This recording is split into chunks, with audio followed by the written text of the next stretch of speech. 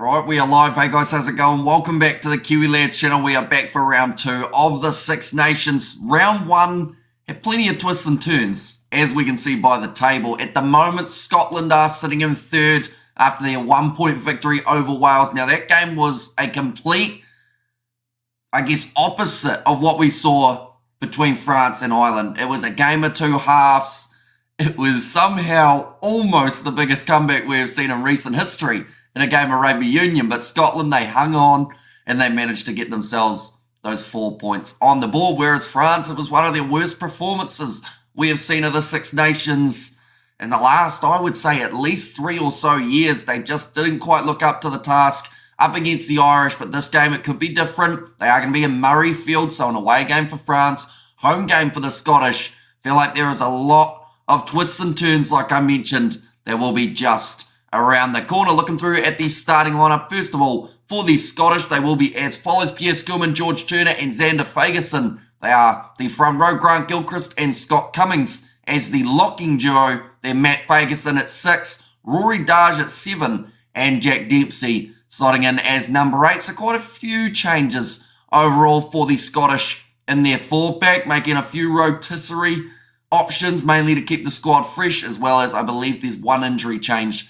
that they did have to make there. Ben White and Finn Russell will once again be the 19 combo. Sione Tuipulotu and Hugh Jones. Huge amount of power coming in the midfield for the Scottish. Duan van der Merwe, I felt he was sensational in their last game up against Wales. Kind of disappeared in the second half, but then saying that, most of Scotland's team did, as they only had about 20% possession. Kyle Steyn out on the right wing and Kyle Rowe at number 15, although I believe there's been a late change, ladies and gentlemen, and I believe that is that Kyle Rowe is out on the right wing and it will be Harry Patterson at number 15. Now, I'm not 100% certain that that change has been made, but I have a little bit of a feeling that that is something that Scotland have had to do relatively close to the start of this game. For the French, it will be Cyril Bailly in the front row alongside Pietro Malvaca and Yui Antonio, so the same front row as we did see in their game last week up against the Irish. Cameron Walkie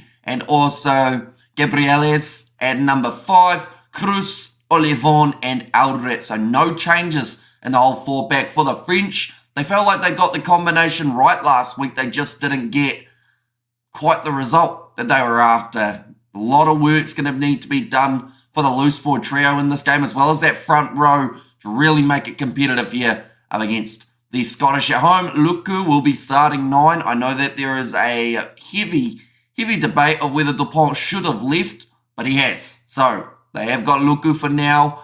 I'm interested to see who else they will go with at halfback throughout the Six Nations competition. They have still got Baptiste Couillou, who I don't think is being used. I believe that could be based on injury. They have got Jalabert at number 10. He is actually in for the injured Roman Intermac. Did come in before the World Cup and has performed quite decently throughout. Jonathan Dante and Galfiku will be the midfield combo. Belbari makes his way out onto that left wing. That is rather than Mofana. Damien Pinot at 14 and Thomas Ramos there at number 15. In the chat we have got hi from Manny. Welcome in, mate. Hope you're doing extremely well. Let's go, Hamish. Hi, everyone. Hoping we have a nice match. Says Mikhail. Hi, all. Says Richard. I'm stuck at work, so I'm going to miss the game. Thank God for the Kiwi Lads live commentary. Says Richard there as well. We have got the Under-19 World Cup live from 8 a.m. Please like, says Akash. I'll be honest, I haven't watched pretty much any of that Under-19 Cricket World Cup, so I don't think it would be fair if I was to only cover the one game of that competition. But I'll be watching it closely. India versus Australia, of course, going to be an awesome matchup. 52 points to the 12. Wow, that is definitely a big prediction, but whether or not it happens, we will have to wait and see. At the end of the day, we know that these two sides have the potential to score points. France actually the lowest scoring team in round number 1, which I think was really surprising. Can't believe Matthews isn't at least on the bench, but I'll probably start him at 2 with his form. He has been playing extremely well, Johnny Matthews. Welcome in, Kerr, as well. Hope you are doing well. Now, I will ask you the question because I always am forgetting, but you must be either Bay of Islands or the next stop after that now, I think, in your overall New Zealand travels. Hopefully the weather has been nice for you.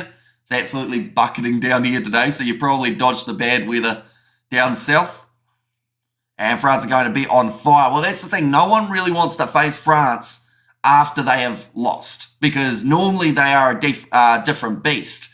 The thing is, though, they are away from home, and I feel like that plays a little bit of factor in terms of how strong they will be. We saw what the Welsh home crowd did for Wales in that game during the second half up against Scotland. Just kept on pushing them to do better and better and better. Finn Russell, though, he has got to be the talisman. He's got to be the captain, per se, of this Scottish side. Even though, who is the captain for Scotland? Is it Finn Russell or is it Rory Darge? Who's the actual captain? I think, it might be Gilchrist just come back. It is Finn Russell, isn't it? Or am I making a big mistake there? But looking through at the round 1 fixtures for the Six Nations, ladies and gents, as you can see, first game was won by the Irish, 21 points in their favour. So they did it quite comfortably. And I don't think anyone really saw that coming. These two games were extremely close, both going down to the wire. Italy doing extremely well in their game up against England. I'm curious to see how they match up with Ireland when they do play tomorrow morning. Damien Penaud leading out the French. A big milestone for that man. Playing at Murrayfield, but still gets a big round of applause from the crowd as he makes his way out onto the field. We have got they have 2 co-captains. Is Finn Russell at least one of them? Hopefully. Stupid, but that's been their way for a while now. Says Kerr. Oh, it looks like there's a little bit of rain around at Murrayfield as well, I should mention. So a little bit of a slippery ball situation early on in Bay of Islands today. Says Kerr, what is the Bay of Islands like, Kerr? I've never actually been, well, to be fair, I've been to Auckland, I've been to Wellington and Palmerston North. Those are my only 3 locations in the North Island. I haven't really been anywhere else down those coasts. I can't wait to see Ireland play the All Blacks later on in the year. I predict the All Blacks going to beat Ireland. It'll be interesting. I know that the Irish, the last time they played New Zealand in a tour match, it did go, of course, very well for Ireland, but the last time they played in a bigger competition went well for the Kiwis. So I think they're quite well matched up at the moment. It's going to be a mild day for February, 60 degrees, says Mo. And I, Hamish Bro, says Michelle, welcome in, mate. We are about to have the national anthems for these two sides. Was mentioned a little bit earlier on about Johnny Matthews not being off the bench, instead the Scottish. They have gone with Ewan Ashman, Hepburn and Miller Mills as the front row replacements. Sam Skinner and also Christie will be there at number 20. George Horn, Ben Healy and also Redpath at 23. Julio Monchon there for the French. Taufa Whanua and Eldieri. Also Tuolangi, we got to see a brief moment from that man last week. Some even thought he might be starting this week due to that suspension. We saw a Paul Valimza, but instead the big man Tuolangi coming off the bench. Ramar at number 20, Burian at 21, Legeric is the replacement scrum half, and Mofana, who did start last week, now comes off the bench. We have got now the bagpipes ringing around Murrayfield. And that pretty much just tells you it's going to be a good day, because anytime you hear a Scottish crowd getting behind their side, it is a thing of beauty. And hey, howdy, hey, y'all. Says Scrum Lads, welcome in. Are you an All Blacks fan? I am a rugby fan. I am from New Zealand, so I'd say that, of course, I want to see the All Blacks do well. I just think we also can't underestimate this current Irish side. And greetings, Hamish from South Africa. Who's the referee, please? I actually don't know yet, if I'm being honest. But I will let you know as soon as I know. I'm hoping it will be a good one. Well, then saying that, there's quite a few good ones around. The Crusaders were unlucky against Munster. They were, although they were able to beat the Bristol Bears, which was very nicely done. And not much there, to be honest, but nice enough. Nice hiking, some nice restaurants, just get your steps in. I feel like you already find a good way of getting a majority of those steps in, Kerr, from watching you on the cruise ship doing your laps. But, yeah, that's what my mum said. Pretty much as soon as we got off, she was like, that cruise ship, there's a lot of walking involved on that, isn't it? But I think she thoroughly enjoyed it. She said now she's already looked at cruises a couple of times. I'm the same. I looked at cruises for like an hour that night, looking at different regions where they were going to. I think Scotland can take this. If they can keep the French at bay, a broken game would favour the French, says Mr. Fantastic AJ. And yeah, I think that Scotland, as much as they want to take it out of their mind, that second half up against Wales will still be in there, inside of the mindset. So they have to make sure that they just take that out of the equation. yes, starting the match up against France is great, but they have to finish the match well also, because if they do, I honestly believe that Scotland, even though they come in as the underdog, I still think that they will be able to get themselves the victory. It's a bold call, but on the podcast we predicted that Scotland will win this game, and I think I predicted they will win it 28 points to 19.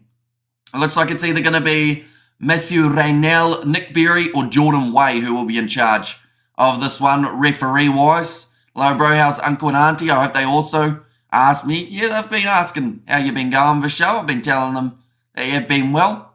Nico. The Georgian, Amushukeli, is the man in charge. I called him Matthew Raynell. And now that I think about that, he's not even looking close to Matthew Raynell. And they show good stuff in the first half against Wales. Says McCall, and Scotland have no chance, says Manny M. I don't know about that. And come on, Haggis can eat up the frogs, says Gordon. And also, I think Hurricanes will do well this season. I hope they do. I didn't actually get to see the result of their game of pre-season between them and the Highlanders. I'll have to keep an eye out for that. Our cricket got called off, for anyone wondering as well. We were playing, and then we got through the first innings, and then it went downhill. And the rain started, the thunder and the hail, so we didn't get too much cricket in. Discipline is the biggest test in rugby, says Mr. Fantastic AJ. And I from Colombia, I'm rooting for Scotland, but maybe I'm being a tad optimistic. I don't blame you. I have also said that I think Scotland are going to win this game, but I have been called crazy for saying so. So we'll have to wait and see. I just feel like France, there wasn't enough oomph in their first game. And I don't think oomph is a French word, but it's kind of universal. There wasn't enough go forward for them. Black Caps best cricket team, says Manny M. And goes Scotland, says Grumlass. Now, Scotland had a lot of oomph in the first half, but the second half, the oomph all went to Wales. I wouldn't even know how to spell oomph. There's got to be a P and an M in there, I'd say, or maybe an H, could even be an F too. But the national anthems are about to be sung. The Princess, I believe it was just shaking the hands of the players. And hopefully Scotland rooting from South Africa. Says Sherwin there. Scottish national anthem as well as the French national anthem just around the corner. Of course, just around the corner as well as the other game that has taken place. That is England versus Wales. Oomph. Oh yeah, so it's got the double O and then miles per hour. That's an easy way of remembering. So no F. Instead, I guess P and F aren't really in the same word. Oomph, says Gordon, but more emphasis on the end by the looks of it. Oh, let's go. Hope you're having a nice day. Says Mikhail, Damien Pinot on a milestone day. Normally on any given day, he is a dangerous player. Princess Anne, she attends all Scotland's matches, says Kerr. I should have remembered her name, shouldn't I? And she'd probably be one of the... Now, I don't want to get this wrong, but she'd be one of the only members of royalty that go to every single international game for their side at home. Would that be correct? I know that. Which ones does William and Kate go to?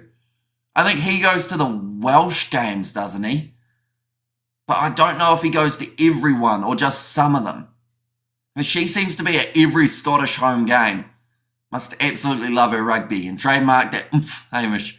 Says Mikhail in France by 15. Says Johan, but the French national anthem has been sung for anyone who hasn't already seen it. Settled by Pito Mavoca and Yoi Antonio are there in the front row. Waki and Gabrieles there at number 5. Cruz, Charles Olivon and Gregory Eldred. 3 men that we didn't see enough of throughout their last game up against the Irish. We got Flower of Scotland playing at the moment. The crowd are holding it.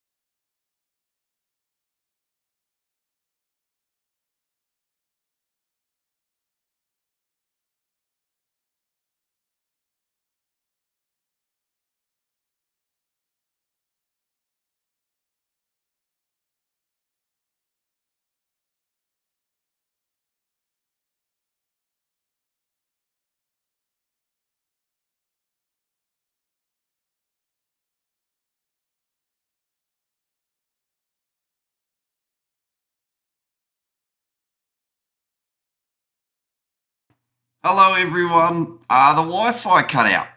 Unfortunately, it is back now, but I think I'm going to have to try and buy some data so that we don't get completely broken throughout this live stream. One moment, ladies and gents. I hope you are all doing well. It is not the time for a Wi-Fi outage, although it has been cutting out all day, so I was a little bit concerned, but we're back. Hello. Hope you're all doing well. Come on, Scotland. She's rugby mad, also an ambassador of sorts for Scottish Rugby, says Kerr. I see the stream seems to have stopped. Well, for me at least. Yeah, it did. Unfortunately, now I've got the personal hotspot that I will be trying to connect on my phone with.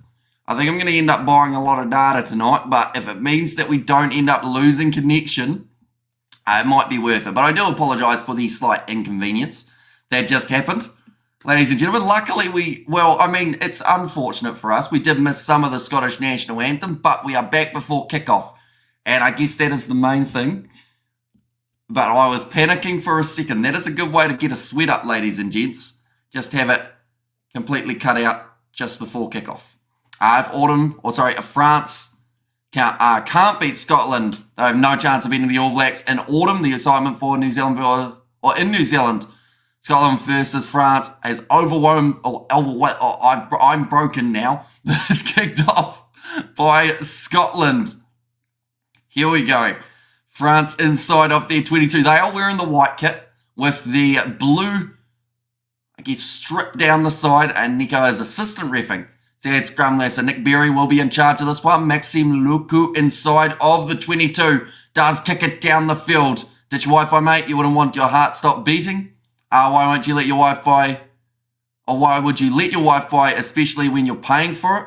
Says Bogan. It's one of those ones that's just a part of being in a small town, unfortunately. Every once in a while, the Wi-Fi will end up cutting out. It's been worse over the last couple of days, but for now, it's still here. But I probably will end up buying a big data package for today just to make sure that it does run straight through. I think Razor can make the All Blacks the best team in the world again. Will France be interested in this game? I hope that they are. We didn't really see them push too hard in that game up against the Irish. That one hasn't found touch from France early on, which means Finn Russell can get his first kick in of the day deep into the 22. Nicely taken by Mathieu Jalabert. Will now kick this one towards the touchline. That is a good kick from the French. And I love Flower Scotland and Murrayfield. And also New Zealand Wi-Fi just went kablamo. It certainly did, which was a shame, but luckily it's back now. Hopefully that's the way that it stays too. Right, they are going to go for this line out. George Turner gets it in and nicely claimed to the front by Scotland. There was nothing wrong with their first half performance. It's just that second half, so that'll be in the back of the minds. But first of all, they need to get themselves a nice lead here over the French. Damien Penaud goes for the kick downfield and does manage to find touch. Territory game at the moment, slightly advantage in favour of the French. Did you watch the Under-26 Nations Championship? I didn't actually get a chance to for the ones that happened yesterday, and I think it was today as well, wasn't it? I think Razor's going to do a great job. He's well loved and established at the Satyrs. I think he's used to the All Blacks pressure. So here's a scrum last there. Now line out again for Turner.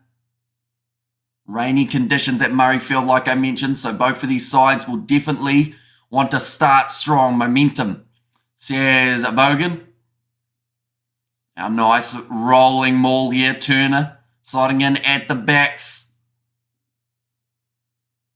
Gives it back now to Ben White, who will go. Oh, he tried to go right, but it's been slapped out of his hands there. Beautifully done by the big man, Yui Antonio. And France now on the counter-attack. Wide pass from Luku. Goes to Galfiku in the midfield. Tackled by Kyle Rowe. He's playing number 14, like I mentioned, the last-minute change of Kyle Steyn to be missing out with the youngster Harry Patterson at number 15. Now run forward from Silvay. Taken down 40 metres out from the Scottish line here. Charles Olivon makes a few extra metres, and it's stolen in the breakdown by Scotland, and they win their early penalty.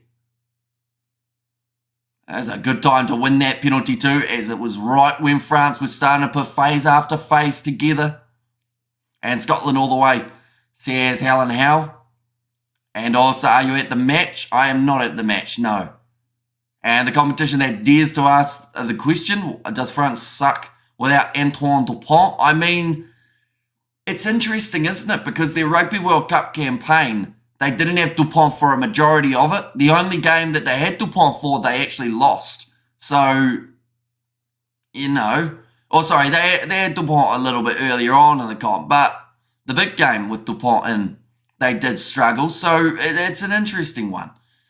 And good to see you up bright and early, especially when I'm eating a late lunch here in London, says the Ox, and come on Scotland, says Connor. And there as well. But now another line-out throw. This will be the third one in a row for Scotland in this contest, just outside of the 22 with George Turner to throw this ball in. Gone almost over the top and nicely claimed there at the back by Cummings. Back to the left-hand side, short ball. And it's going to be the knock-on from Scotland. They work just into the 22. Looks like Hugh Jones. He looks like he's in a lot of discomfort here. They've already lost enough players due to injury. They do not need another one. He's back up on his feet. But didn't look too good as Ben Healy on the bench. He certainly is. That is another fantastic kick from France, making 54 metres of it for Maxime Lucu. Yeah, unfortunately, Hugh Jones and also, I think, Rory Darge, they both ran the same line, but both boots could not go in the same spot. So one man had to go, and unfortunately, in that case, it was Hugh Jones that ended up getting knocked to the side. But do let me know your score predictions for this game, ladies and gents. For myself, I'm 28 points to 19 in favour of Scotland. It's a bit cool, but we're going with it all. Looks like Hugh Jones may have actually got a bit more of a serious knock on that left knee than first anticipated. He tried to make his way back to his feet. Like I've said, just absolutely ramming into the side of Rory Darge. Doing the next match, we certainly are. France underperformed at the World Cup. I think they've lost interest now. Says Stephen. Yeah, just the knock on there. I think Hugh Jones, as soon as he tried to get back up, yeah, unfortunately it was just a knee on knee. And I think that he also took Rory Darge's knee to the side of his knee. Now, knee front on to knee hurts. Knee side on to the side of your knee is a lot more painful for the guy who gets it in the side of the knee. That gives you that stinging sensation, like your leg's going to fall off. But he's got back up, Hugh Jones, and he'll be ready to continue here. Looks like he's run it off now, Hugh Jones, and another line out here for Scotland. So far, their line out has been successful throughout the early stages of this contest. Nothing too serious coming back at them in terms of a counter line out from the French, claimed again by Grant Gilchrist. And come on, France. Says Manny M. Rolling Mole looking good. George Turner at the back. Like Kerr said earlier on, what does Johnny Matthews have to do to get in the team? Anytime he's in that Scottish kit, he scores tries, but just doesn't seem like he gets that many chances. He's not injured, is he, Kerr? He's match fit. He's just been left out for Ewan Ashman and Turner, I assume. He's still in there somewhere. He should get a crack in the near future. That one is going to be put up nice and high. Nicely taken by Finn Russell just outside of his 22. We are yet to see Duan van der Merwe touch the ball in this contest. Just left out. It seems strange because he literally is that super sub, isn't he? Like, without him in the starting lineup, like, it's unfortunate, but not having him off the bench to add that last impact. Because he does it all the time in the URC. He comes on the field, scores 2 tries, and says, why aren't you guys in the starting lineup doing the same as me? Oh, Duan's knocked the ball on. No, in fact, the French have knocked the ball on. So now Scotland will have the advantage. Nice flat run forward. Moving up to 40 metres out. Finn Russell goes with a no-look pass out to Sione Tuipulotu in behind for Duan van der Merwe. Now passes it to the youngster Patterson. Inside ball. Beautiful stuff from the Scottish, and Ben White slides over like he's a penguin going down the ice, and Scotland strike first. Try Scotland, says Stephen there. But Ben White, did he not just score a try in the Welsh game as well? Throughout that first half, and France, it looks like they're struggling, says Manny M. Unfortunately, they just seem like they're leaving a lot of gaps. Knock on. And then all of a sudden, the Scottish just go bang, bang, bang. Beautiful passing there. Patterson, he decided not to go on the outside as he saw the counter defence from France was looking to use that width to their advantage, but the flat run from Tui Pilotu lured in the defender. Same with Duan van der Merwe on the outside. That is a huge amount of power running at you. And then Ben White, he was taken down about 4 metres from the line, and because it's slippery, slipped straight through over the try line. Great try for the Scottish. And hopefully now that CEO of Scott Rugby is going and Grigor isn't protected, we can get a new coach. Grigor just picks friends and then kills creativity, says Kerr. Because am I correct in saying him and Finn Russell have never got along? Like, they both try and get along. It's like the co-workers who don't like each other, but secretly, like, you tell the boss what the other one's doing wrong. And also heart your French losers, says Scott. Although it's very early on in the game, a great start to the match for Scotland. 7-0 front of the home crowd. Looks like another bag of Doritos exploded in the try zone, says Scrumless. And Scotland comes alive, says Robert Wood. A nice one, Scotland, says McHale. And there's but William White, at the time he was scoring the try, he was still screaming. Loving it. It's almost a bit of obstruction inside of the 22 there. Now Ben White, rolling the ball backwards. Joseph Manu, the world's best rugby league player, wants to play for the All Blacks, says Manny. And also when you perform below expectations, good counter run there from Ramos. He's gone through. Someone should have had him. But now moving up to the 22 metres out from the line, Maxime Luku going back across the Cyril Bay, playing penalty advantage for the first time against Scotland in the game. And what a great try. I'm now imagining a Grand Slam decider in Dublin. It could happen. Damien Penaud taken down again, although France are very good at counter attacking right when they concede a try is normally when they score their next one. It's normally the kick in the face that they need to really fire them up. Now nice flat run from Charles Olivon, 15 metres out from the line. Luku goes back to Jonathan Dante with the inside ball. Straight to Mathieu Jalabert, just running out of space. Now Damien Penaud, short ball to Gregory Eldritch, still playing under penalty advantage, but a good lead drive forward from the number 8. Now flat ball to Belbari, knocked down by Kyle Rowe. And they're going back for the original penalty advantage. Yeah, Finn has no respect for him. I once said in a post-match interview, Gregor wants us to kick all day. And that doesn't work, so I play my own game. I can understand why that comment would probably annoy the coach, but then at the same time, like, to tell Finn Russell not to play like his normal game is quite unrealistic at the same time, you'd have to say. Like, when is Finn Russell not going to go for those little cross kicks or anything along those lines? And that is something that has made Scotland that bit stronger, is because teams just don't know what they're going to do. Like, some of their best tries have been scored from orthodox passing, but that is because they're expecting something to happen from Finn Russell beforehand. If y'all watch the new Six Nations doc, it's super clear that Finn and Gregor are like always ready to fight each other, says Scotland. Says Scrumless. And that French on Hamish on point, says McHale. Now Thomas Ramos. He's going to be lining up the early 3. Not a bad decision from France. Get themselves on the board. And it has gone over 7 points to 3 now. I don't think scoring points per se is France's problem. I think scoring tries is something that they have been struggling with. Now, I completely understand why they've gone for the 3 there, but they weren't able to get that bonus point throughout their first game up against the Irish. I believe they finished up with 19 points, actually the lowest of any side in the Six Nations, or in fact, they had 17 points. My apologies. Gregor has wasted what is quite possibly the best Scotland team to take the field. Good coach, and that team would be winning a lot more trophies, says Kerr.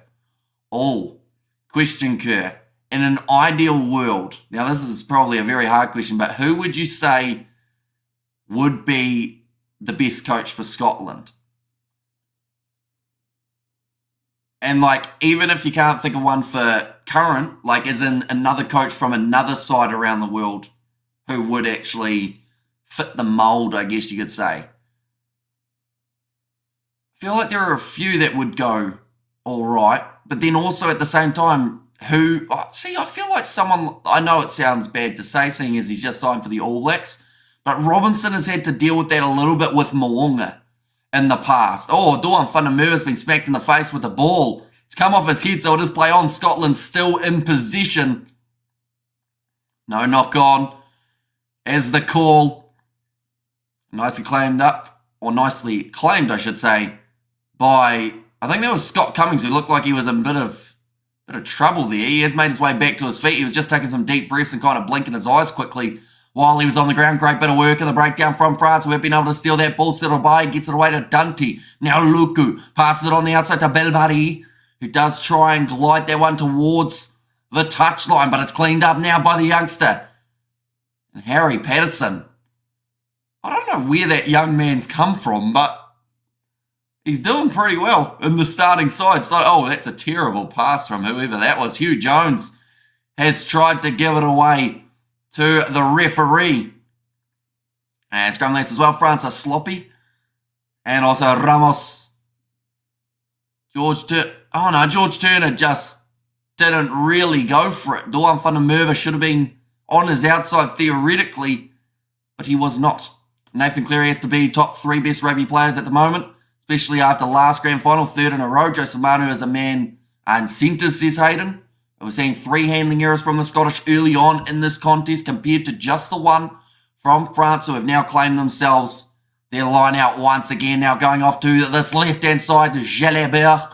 Going there to Galthiku. He's broken straight through. He's got pace, but he's taken down by Duan Whanamura just short of the line, and he's stolen the ball back now. Duan, he's not known for his kicking, and that is an absolutely phenomenal kick. For a kick that looked like he didn't know what he was doing with it, has somehow curled it around. It's gone into touch maybe about 30 metres out. Oh, wait on. Is that where the ball went out? Jordan Way looked like he might have taken that one a little bit further back than first anticipated. Was it high from Duan Whanamura? It did right up around the collar, but then straight back to his feet. He's not onside, is he? He might have been offside by just a little bit there, Duan Whanamura. I think this might be a bit of trouble for Duan Whanamura. They're checking to see if this was a high tackle. Slip down in fairness. The French fans are not happy. It's going to be a line out to France, though. About 40 metres out from their line. And that's a tough one. In McGeechan, maybe? Have I said that?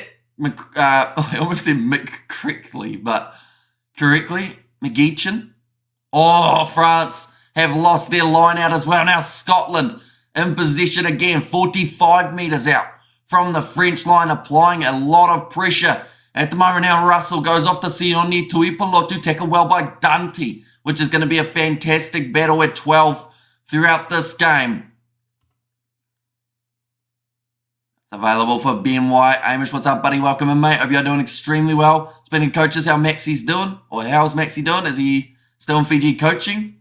Or is he back in the EU? So I know that I think he's back in Spain at the moment. I haven't actually talked to him for a little while. I have to flick him a message. That's going to be another penalty to France.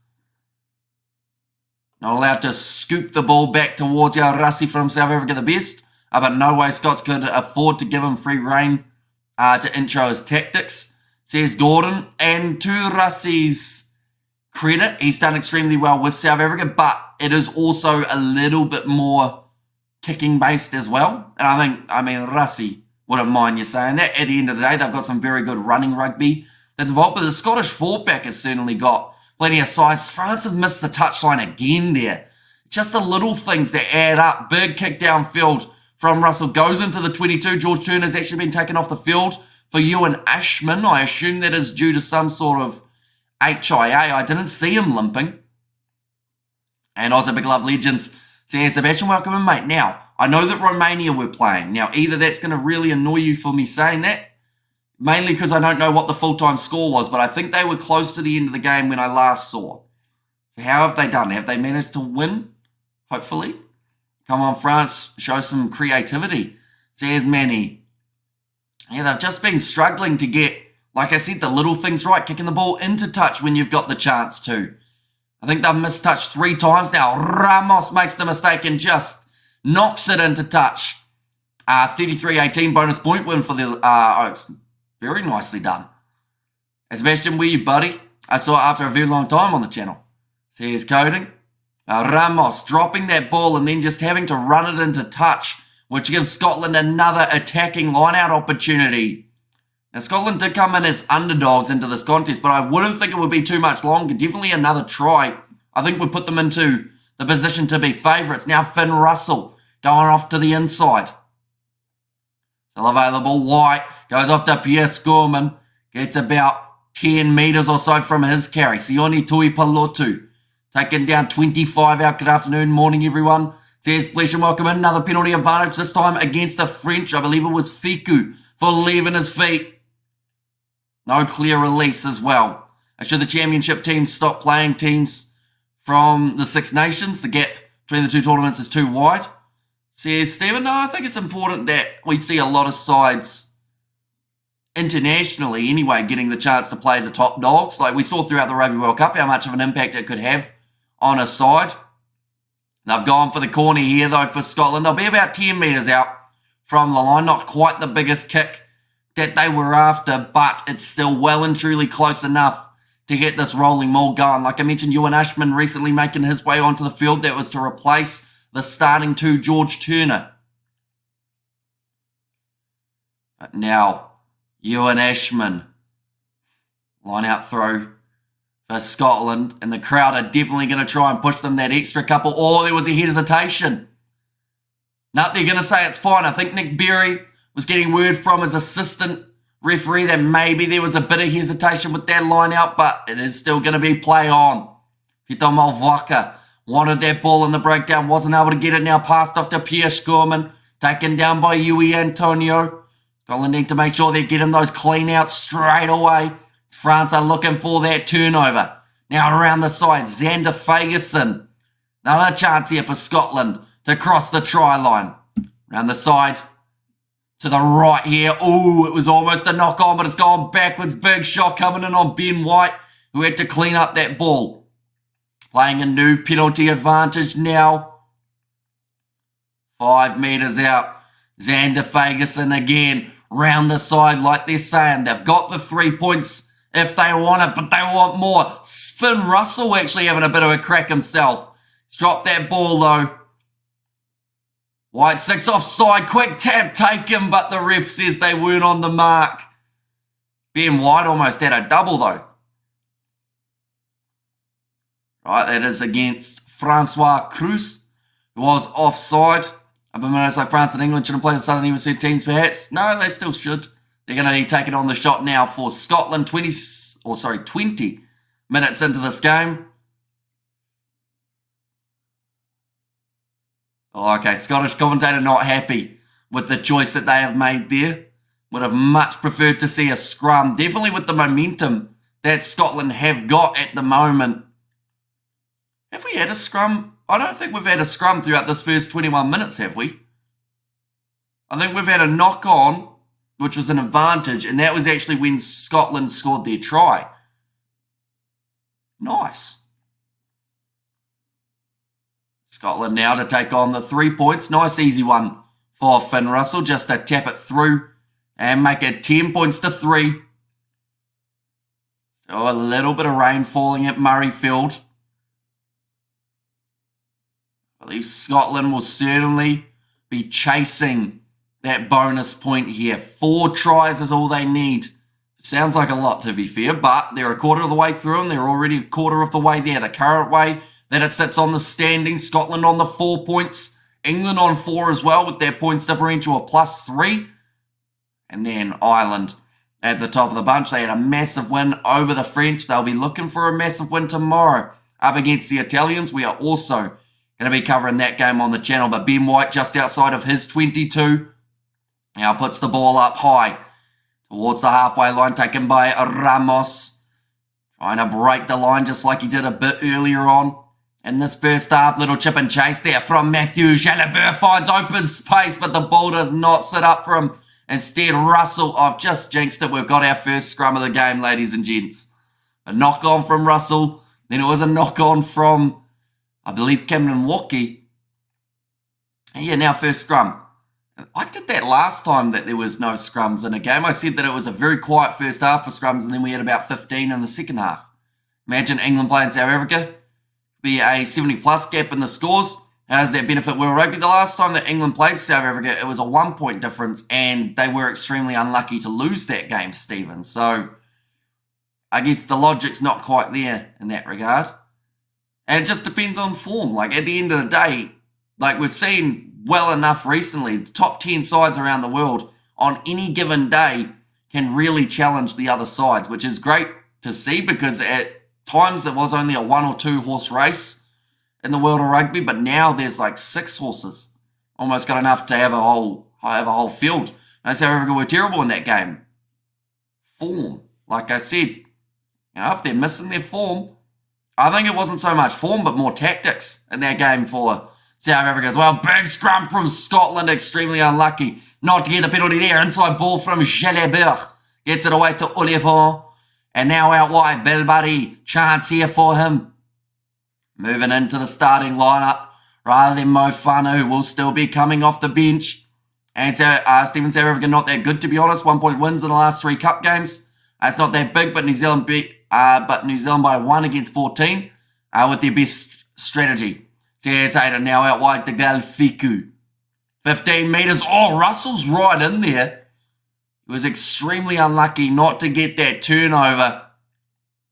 And at the moment, the Scottish forwards are just all over these French backs, trying to make the tackles as soon as possible and look for those turnovers. That looks slightly in through the side for Pierre Skolman, so he did have to pull out of that one. Now it's a loose ball. Thomas Ramos, first receiver, driven backwards by Rory Dash.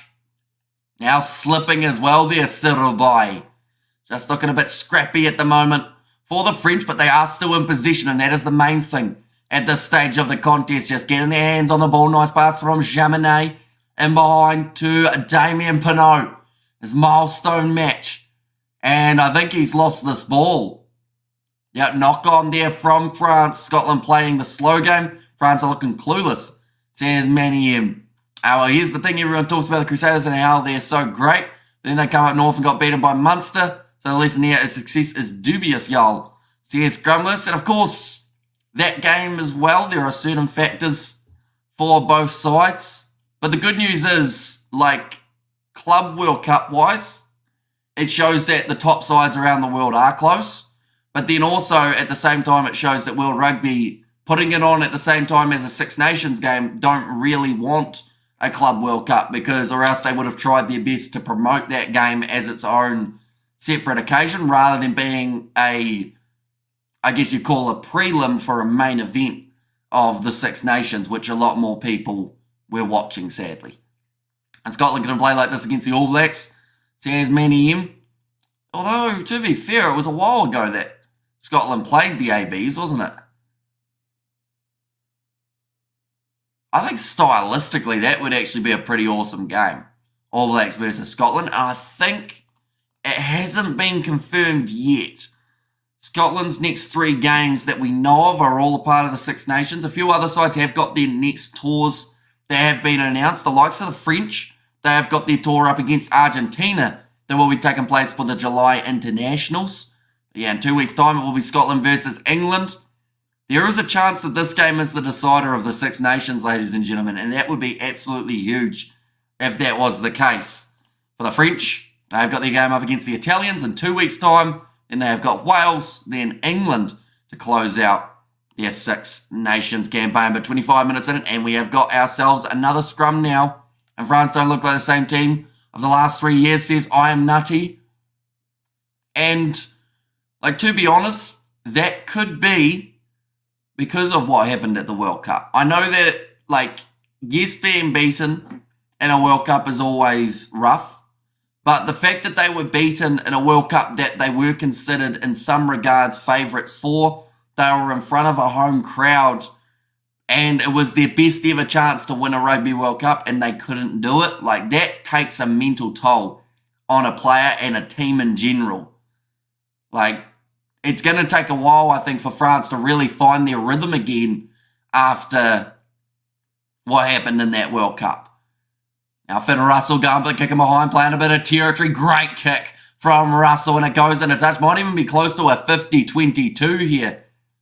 7 missing starters, new coaches. Says, I am nutty, and I love to see an Aussie rules game once. Looks pretty feral, says Scrumless. Can cover rugby league matches also. We have done a little bit of international rugby league. We normally do state of origin on the channel. We haven't done too much NRL though, mainly because it does overlap with Super Rugby. Do you also feel on rugby final the umpiring was awful? Says Tony. I mean, it's one of those ones that, like, yes, it wasn't great, to be honest, but then saying that the whole competition wasn't great in terms of the refereeing standard that we saw. And the TMOs, they did get involved a lot throughout all the games. But I feel like as long as they learn from that, World Rugby that is, and realise that, okay, we need to find a way of making these games a bit more free-flowing or a little bit less start-stop with referee interventions, then, yeah, I feel like that would do them a world of good as well. And now, nice kick from France. Inside of the 22, they were able to get that boot downfield. New Zealand Crusaders lost to Munster. Kiwi clubs crushed. Says, I am nutty. Although we did just see the Crusaders beat the Bristol Bears in the most recent one. I think the Bears aren't doing too badly in the Champions Cup, if I'm correct. The New Zealand Kiwis beat Australia to become Pacific champions. That was in a game as well that was extremely one-sided, wasn't it? I think New Zealand won that about 30-something to 0. It's offside against France, chasing their own kick. So the discipline once again is letting them down. 28 minutes through at the moment. And if they want it, Scotland can get themselves another 3 points. Oh no, sorry, it's just a rush defence from France. Note Bears out of the Champions Cup. Well, they haven't been doing too well then, have they? And also we've got there Fleshton infiltrating the enemy outpost as a seemingly harmless customer. I like it. And no one cares about pre-season. 7 supers in a row, invisible club. Says Hayden. The rain is now actually pouring a little bit heavier in Scotland than at the start of this contest. So I would say that the more that rain falls, the slipperier it will get for the players. We've already seen quite a few slipping and sliding out there. Now Finn Russell line up this kick. And when the referee says it's our ball, you know you've got problems, says Stephen. So it's Rory Darge and Finn Russell as the co-captains for Scotland. And this matchup, I see no rain on the TV, says I am nutty. If you look back at that other angle that they showed of the coaches, you could see that it was pretty much a constant downpour. And also we have got there, they're holding their hands. Says Scrum. That's not the one that was zoomed in of, I think that was the Scottish coach, maybe. Okay, now I do. Says I am nutty. But yeah, quite a heavy downpour. The cameras do well to hide it. From the main view, that's close to a French turnover. They get the ball. It is their advantage. Now Balbari does make his way just a little bit closer towards the Scottish try line. Yuri Antonio, hard by Matt Fagerson, who I think he doesn't look too good. I think he took a bit of a head knock in the process of making that tackle. And Scotland playing it cool, says Manny. Now off to the left, Sirubai breaking through. Now Luku, short ball to Pietro Malvaca. When he gets the legs driving, you know that there are meters to be made. Luku again going short ball. Ramos gets the offload away again. And they are only a metre or two out. I thought Russell had the turnover, but France have still got it. Luku going across to the right-hand side. They just need that breakthrough, and they need it soon. Wide cut-out pass, and Galfuku, all on his lonesome, scores the try out wide. The referee has taken a knock on the knee as well. Hopefully he's going to be all right, the Georgian ref, but that is the first try of the contest for France. Galfuku does get it. And it was a great wide cut-out pass. Just left space open for Days. And I Hamish, thanks for the great work. Good to hear your commentary voice back to normal. And sore throat gone. Cheers from Durban. Says Brian, yeah, I'll be honest, those brutal test matches between between Australia and the West Indies, at times I thought that my voice was going to completely go, but luckily it's around now, which is good. Should Shannon Frizzell be allowed to play for the Q? The Q. The ref isn't Georgian, says I am nutty. The touch judge is, though, who was the man who got hit on the knee. I am nutty. Stop trying to start an argument. And also we have got there, that's how NRL versus Super League. Timing of that is when NRL is weeks after the comp. But for Super Rugby, it's like not long after their comp. They're on the beers, says Hayden. And the All Blacks, says Manny. 42 metres out. Let's kick off Thomas Ramos, and he's brought it around beautifully, so that closes the gap a little bit between these two sides. 13 points to 10. Galfiku. One benefit of the rain is how slippery it is. Yeah, straight into the Georgian assistant referee, who luckily, he's run it off now. He took a bit of a knock like Hugh Jones did in the earlier stages of the match. 7.5 minutes remaining, a close game so far between these two sides. Maxime Luku has been told to use it. Does put a high.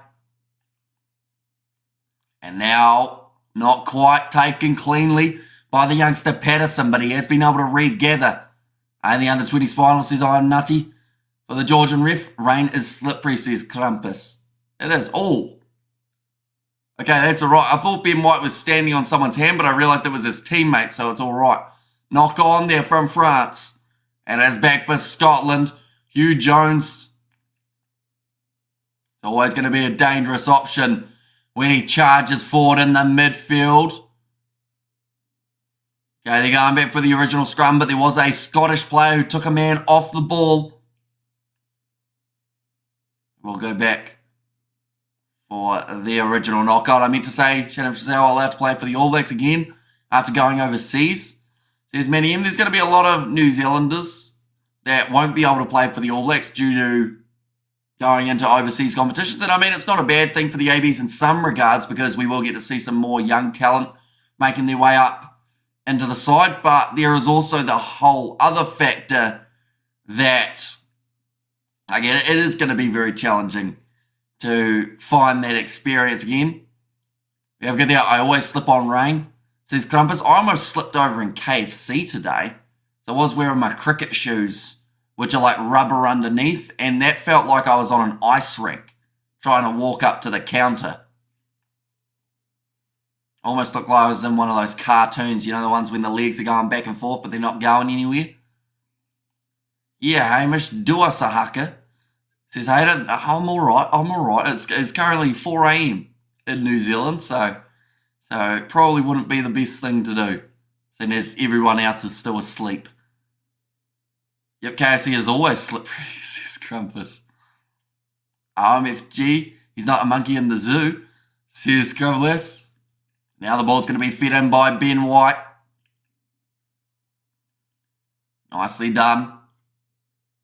Trying to push this one forward. I haven't even seen Jack Dempsey in this match. He's been out there the whole time. Oh, Russell, he almost slipped over, but he still managed to just stay on his feet and got the pass away. Duan Fundermerva is going to be passing out to the left. Xander Fagerson. Now Russell with the kick in behind. It was well covered though by Ramos. He didn't get the kicking distance he was after. What happened to Ian Foster? He is now retired and he's gone back to his mansion. Although I think he'll find some sort of coaching role somewhere along the lines. I think KFC refuses to use bleach to clean the floors to save money, says Crumpus. I wouldn't really know, but all I know is that floor was very slippery due to rubber boots. Well, not rubber boots, but rubber shoes. 35 minutes through now. George Turner, another line-out throw. And just a little bit wonky out to the side. Now back across to the right. Sione Tuipalotu. One day someone will slip over in KFC and break a leg. And sue KFC, says Crumpus. But to be fair, I mean, they forgot half my food as well, which was unfortunate, but it was my fault for not checking it before I drove 30 minutes home to then go, oh, okay. So we're not getting as much as I got. I can see Scotland holding on. Oh, okay, Manny. So you've switched from France winning to Scotland sneaking it. And Scotland have been a France voodoo team as well. Says I am nutty. Now getting close, Rory Darge actually taking it back. There was a moment where France had the ball, big bump off there for Scotland with Grant Gilchrist. Penalty advantage, Whanamura. He was shut down by 3 defenders straight away when he tried to go around the side of the breakdown. Another penalty advantage. In fact, they are going back for the original penalty. Only 5 metres out. I would love to see Scotland go for it here. Scrum or line out.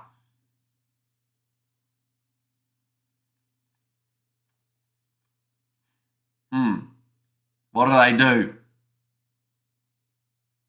Corner. I can't do a Scottish accent, unfortunately. That was my impersonation of saying corner, but it wasn't really close. Oh, it sounds like they're going to do a quick tap. Yes, they are. Only 5 metres out. Just throwing George Turner at the line. Large amount of contact on him. Jack Dempsey almost going through. I think the reason I haven't recognised him is because he's got the headgear on now. Finn Russell going off with the inside ball to Sione Tuipulotu. The referee's getting bumped around all over the place like he's in a pinball machine. But Scotland pushing the pace now right at the end of the first half. Looking to finish on a high. Round the side, Matt Fagerson taken down straight away by Dante. Out to the right. Sione Tuipulotu in behind to Russell, who is shut down, but he gets his pass away. It's stolen. They'll go back for another penalty advantage. I worked at KFC 16 years ago. I charged $5 for a big bucket. Says Aiden, an Antonio replacement. This sounds like the last warning here for France before they end up going to the bin. Oh, okay. Sorry, that wasn't the last advantage and the last warning. He is actually going to be going to the bin here, Yui Antonio. Do you have a Crusader shirt? I do not know. Good German accent, though. Says Stephen, and Scotland have never won the Six Nations. Says Krampus. Is 2024 their best chance? You've tackled him without the ball.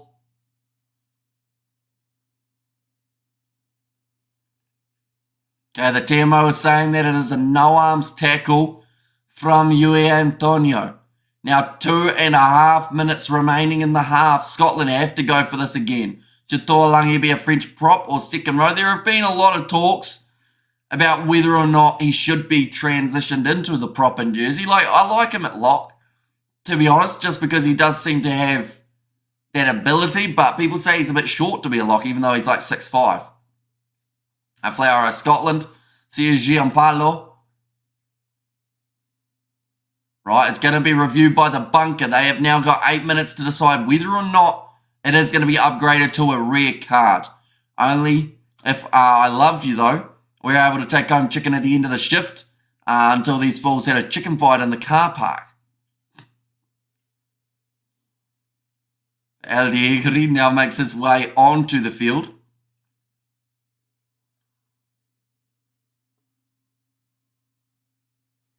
It's a flower. It's not a flower. It's a weed.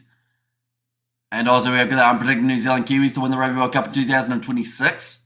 So here's Manny. It looks like Belbari is the man who has to make way due to that yellow card of Yui Antonio. So El Diegri now onto the field. Scotland have gone to the scrum here. 2.5 minutes left for the first 40.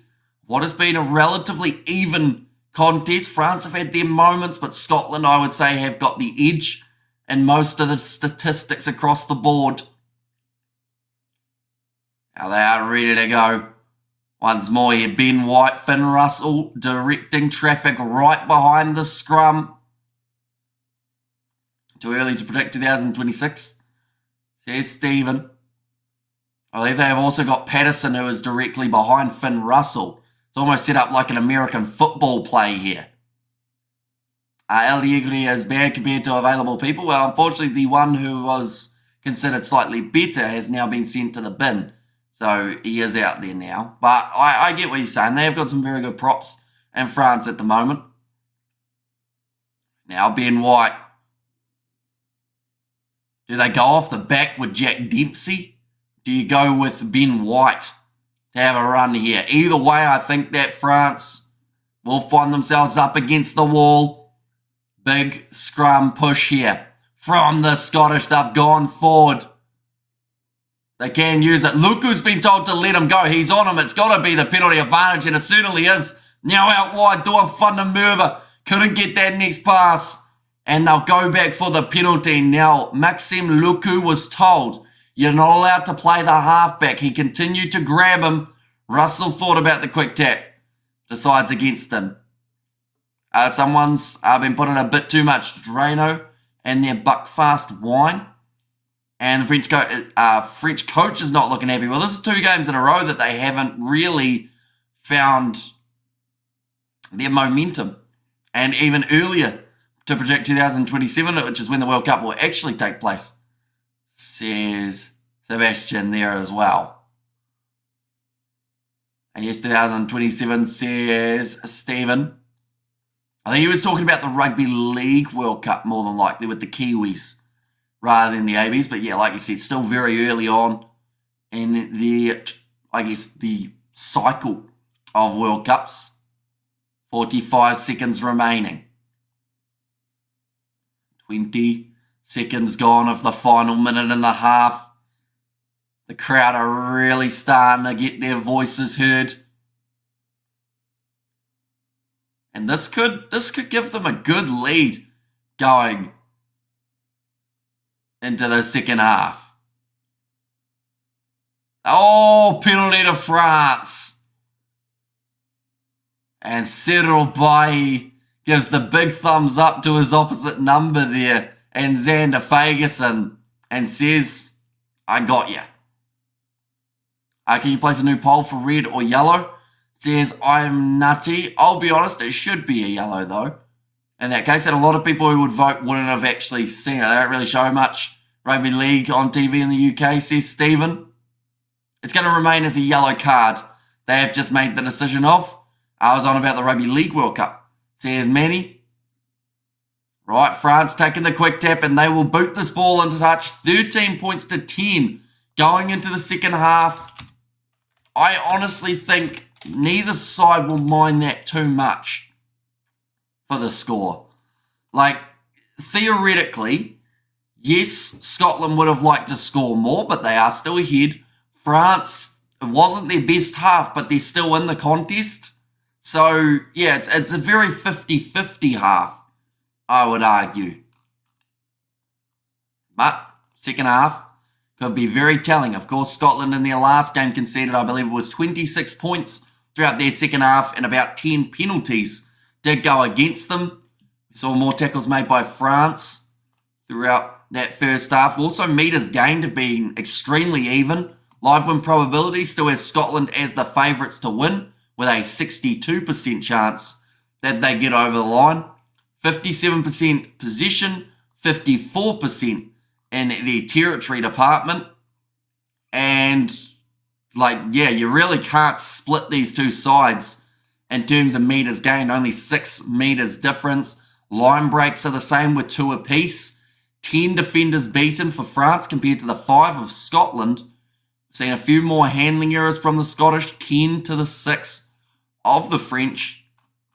And then also, discipline-wise, we've seen 7 penalties against France compared to 3 for the Scottish. And luckily the French are used to failure. Oof, that's brutal, isn't it? And it was made more World Cup finals, France or England. And France 3, England 2. Says, I am nutty. And also France were meant to be the best ever. They failed at the World Cup and are failing the Six Nations. Says Grumpus. But yeah, a pretty, again, lackluster half for the French. Scotland, I think, didn't really do too much wrong other than their handling. And that was mainly, you would say, due to the wet conditions. But early change made of George Turner going off the field for Ewan Ashman. We're now seeing Yui Antonio sent to the bin for 10 minutes, which has meant that Belbari has made his way from the field. So there are gaps out there in that French defence, same as Ireland at the Rugby World Cup. Says I am nutty. And they were number 1. Says I am nutty. Well, they were on about a 16-match winning streak. They were about to make history for the longest winning streak in modern rugby. But unfortunately, just on that final hurdle, or that semi-final hurdle, or in fact, no, sorry, the quarter-final hurdle, it just didn't quite work out. What was that French player with the long hair that rocked Jerry Collins back in the day? R.I.P. Jerry. I know the one you're talking about. He has the big beard too, doesn't he? He messed up at the World Cup as well. Says Sebastian All Blacks won the first World Cup and hammered the French. Says a many M.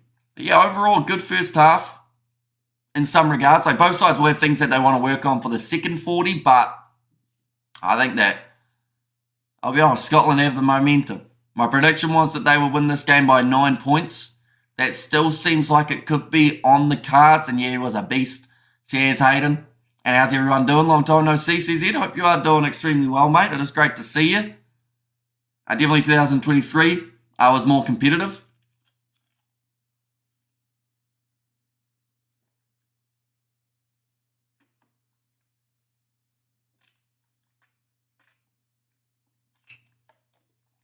Water. Gotta be good for you.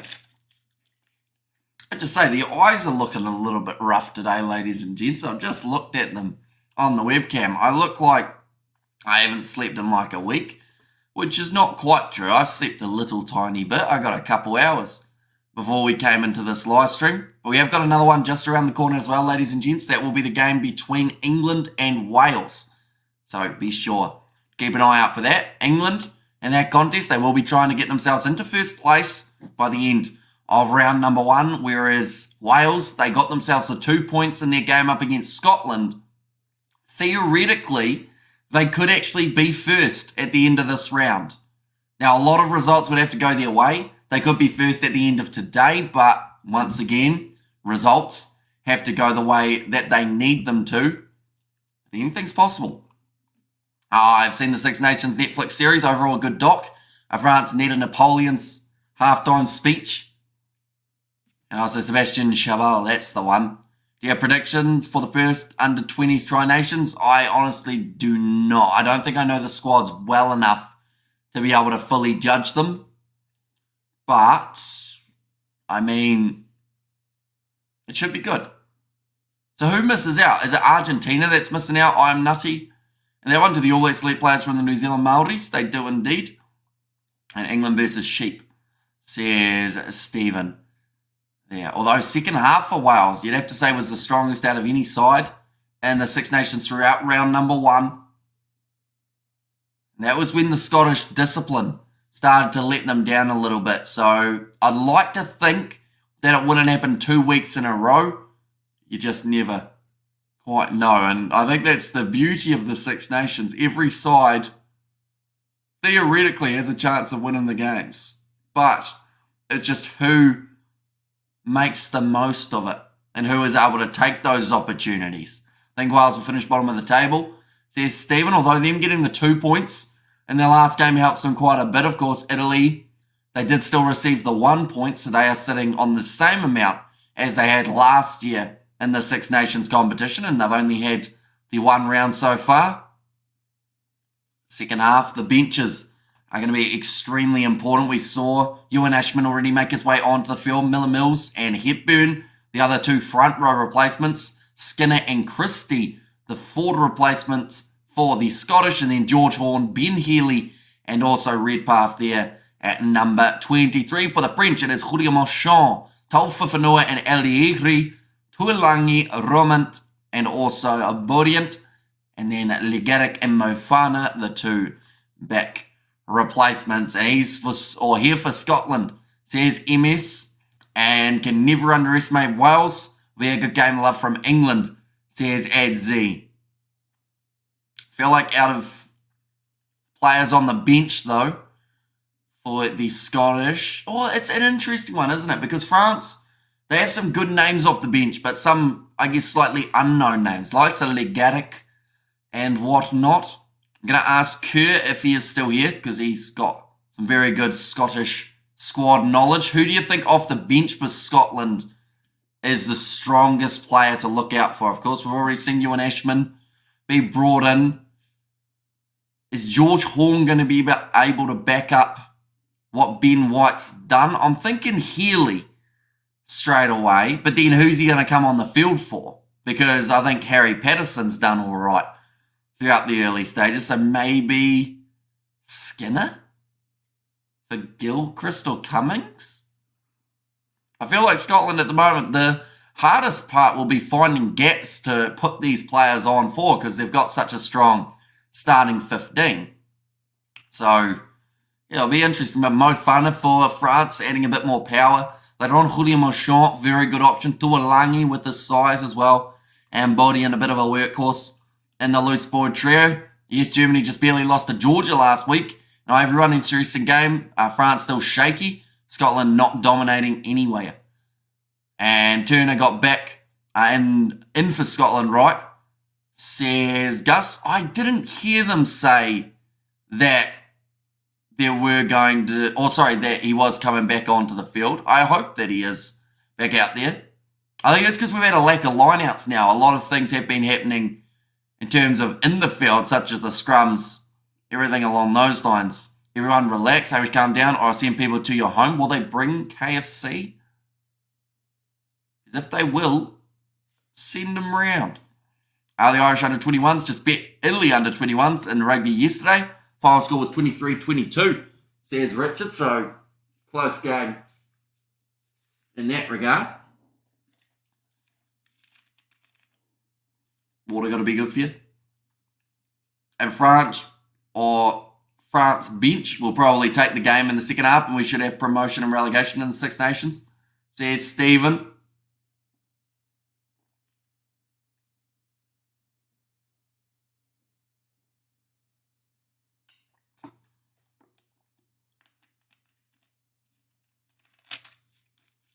I'll ask them, says Rugby. Sounds good. True Georgia. When did they play Spain, says Miguel? I saw that there was an upset. Was it Belgium beat Portugal? Or something like that? I think it was last weekend, and it was considered one of the biggest rugby upsets in recent times in terms of the rankings. And who was able to get the win? In Ireland under 20, fortunate to get the win. Italian 14. An awesome young talent, says Jimbo. I mean, we saw from the under-20s World Cup when we saw the likes of Tuolangi. Now he has made his way into the French side, so it only takes a couple of weeks of really good rugby, and then you're in that scenario of getting the chance at the international level. France looked drained after the Irish game, and Netherlands, Spain maybe, and that Portugal and other teams will have a chance to play at Murrayfield, says Stephen. I'll ask them. Oh no, I read that one. That second half just around the corner. 3 points difference between these two sides. How about relegation for the Rugby Championship in Pacifica? Or even South America, says Gus. And I need to search. I can't watch those games. Just highlights a week later, says Mikhail. Yeah, they seem to make the highlights of the European ones a little bit harder to find than the Six Nations, because the Six Nations, they normally go straight away. I think the Box will put it their full strength team when they play Portugal. I don't think so. I think that they will more than likely make quite a few changes and try and really keep those young players progressing well, whether that's going to be the likes of Kane and Moody. You've also got, some young forwards might start to get a bit more of a crack. I'd love to see Diamani eventually get a chance for the Springboks. And Antonio, for me, not worth playing anymore. The scrum penalties he wins is not worth the tries he concedes because he's so slow around the park, and the penalties he concedes from rough play. Yeah, he does give away a lot of penalties. It was only recently before the World Cup that he did get himself penalised. And we have there, I showed you link to Europe Rugby. Says I'm nutty and Scots are looking good. Says Jan and Love. Says Akash. And there as well. So, score predictions, ladies and gents. For the second half Who do we think will walk away with this victory? Is it going to be Scotland or is it going to be France? Currently a 3-point lead for the Scottish here. It was Belgium against Portugal and Spain almost lost against the Netherlands, says Mikhail. And there as well. We are just getting advertisements for the Super Rugby Pacific competition. 50-50. So you're saying it's going to be a draw then? I am nutty in that case. I think Scotland will win, says Manny M. And France to pull away last 15 minutes. Scotland for the win. I'm going for the honourable draw. Assuming now open 10 minutes slaughter. France will pip 2 tries easy or 2 tries early, says Mr. Fantastic AJ. France by 5. Second half prediction, everyone comments, says Akash. France to win 33-26. Okay, so I'm seeing a lot of close second halves in that regard. Everyone's saying by about that 5-point margin. Or someone to pull away a little bit, maybe by 10 in the final moments of the game. Same as before, Scott's 30 to the 20 of France, says Gordon. I got to remember my score. I think it was 28-19 is what I went with, but that would mean that France take 3 penalties in a row, which I don't really see happening. Scotland by 5, says Harry Waters. Now, I can certainly see that happening. Now, the referee's running back out onto the field, which means the players will be closely following for a second 40 minutes of the opening game in round 2 of the Guinness Six Nations. Now, the next match is just around the corner, that being England versus Wales. We are going to be covering that one on the channel as well, ladies and gents. So if you are new to the channel, be sure to leave a like and subscribe. And a lot of early points on. We'll be showing the second half. Says, is he sadly due to licensing? If we show any match footage or audio, YouTube does give us a copyright strike. So sadly, we cannot show the match footage, but we do the commentary throughout the game. Plus, the highlights will be up on the YouTube channel for the Six Nations straight after the game is finished. Let's go Wales, says Mikhail. France are shocking in the pocket without Dupont's calm, says Jimbo. And also the fact that they don't have Roman Intermac is another reason I think that they are struggling, because they have had to make the 9 and 10 change pretty much at the same time. And don't get me wrong, Mathieu Jalibert is a handy enough player, but he just doesn't seem to quite have that X factor that Roman Intermac brought to the side.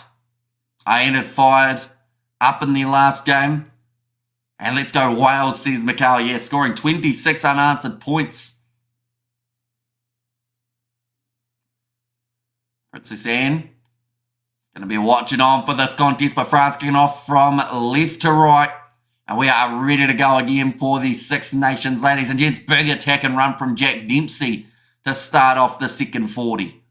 Ben White now going to be rolling this ball back. Husband of Emile. Or is that Emily? Oh. Is that Emile or Emily?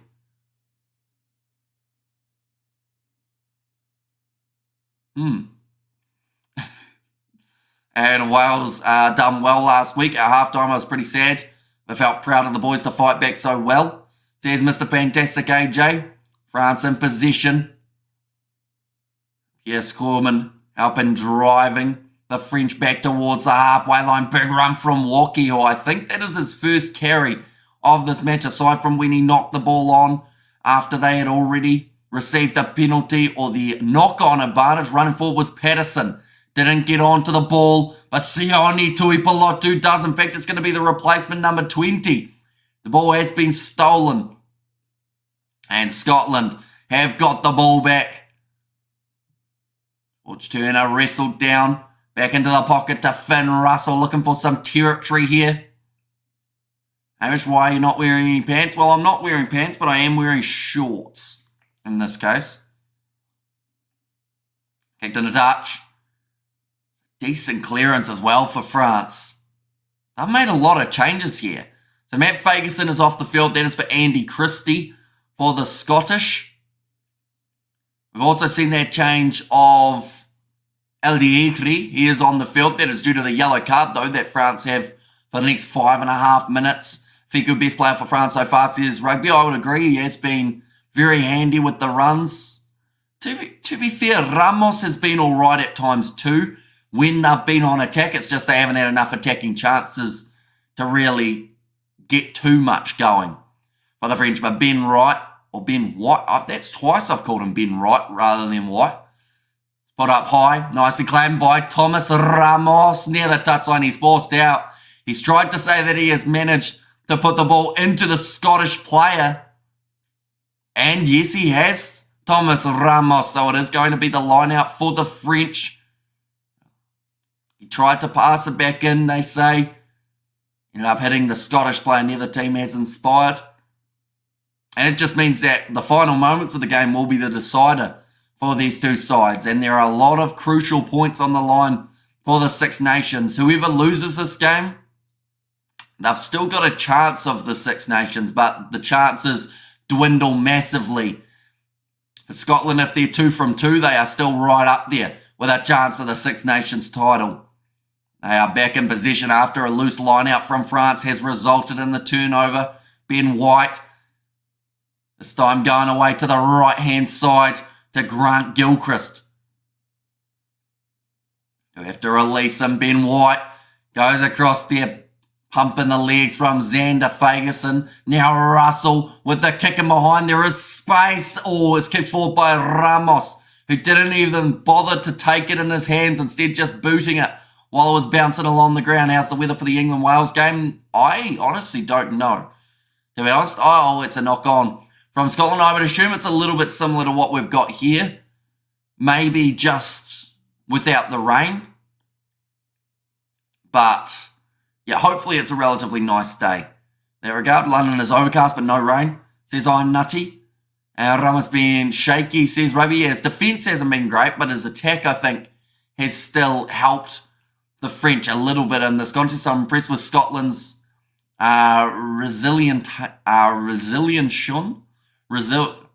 resiliency from many. Yeah, line out time.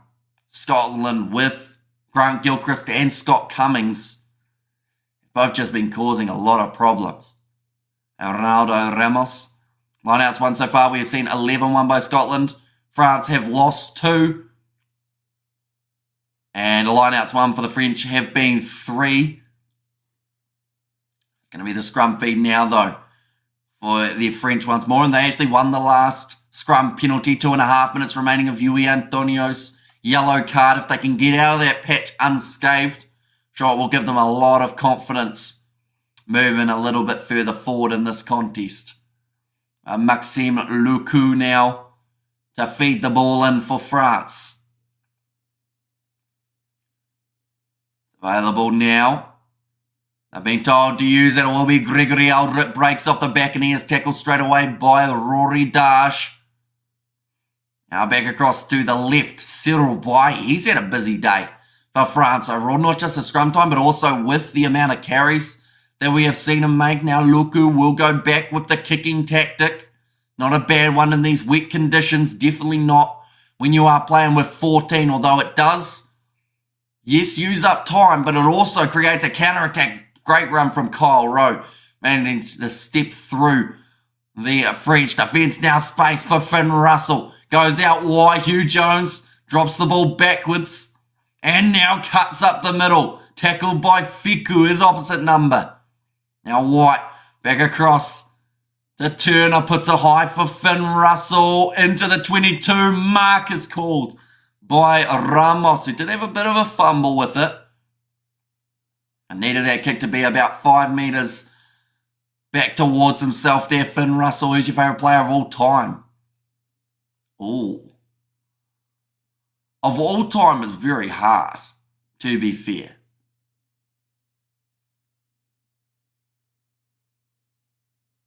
Oh, Russell has just taken a tumble. He's fallen over the water bottles.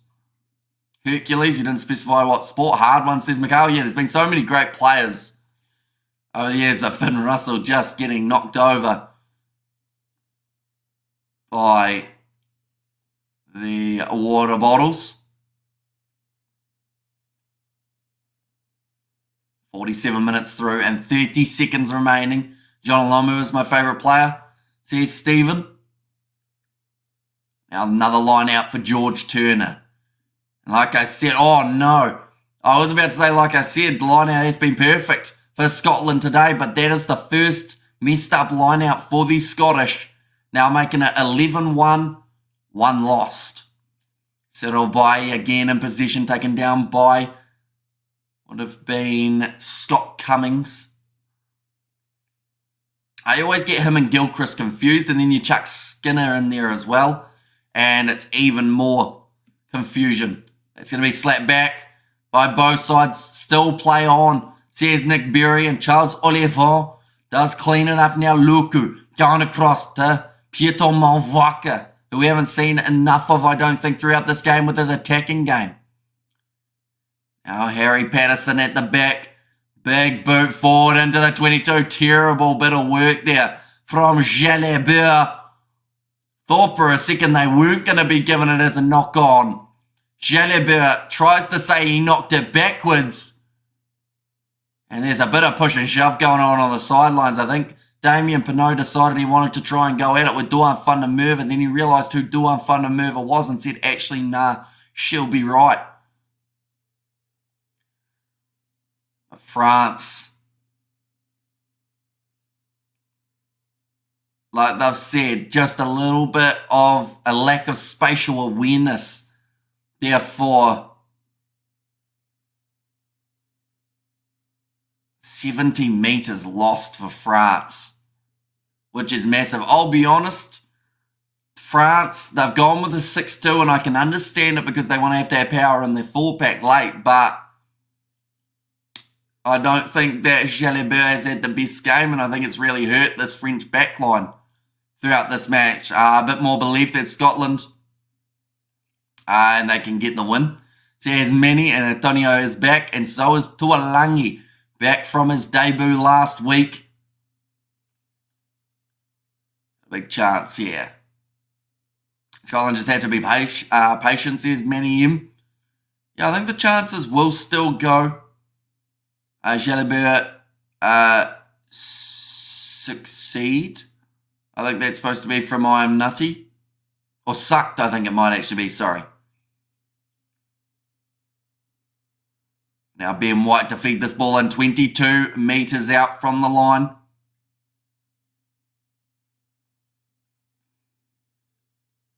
It's going to be fed in nicely. They have got numbers to the right.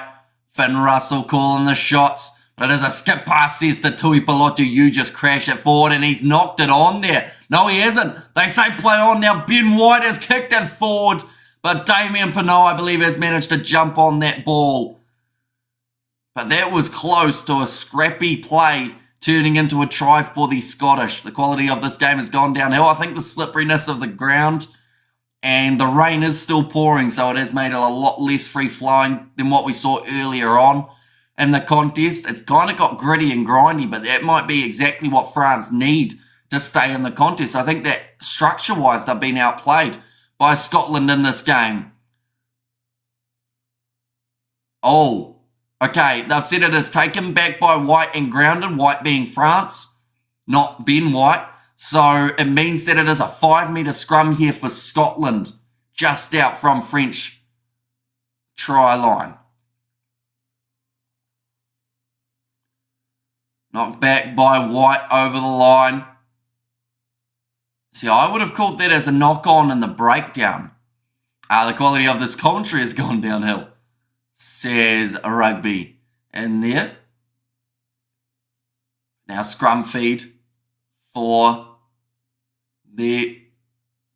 Oh no, they're going to say it's now a goal line dropout. Still probably should have been the scrum to France though. Poor decision, says Jimbo. And Scotland are used to the bad weather.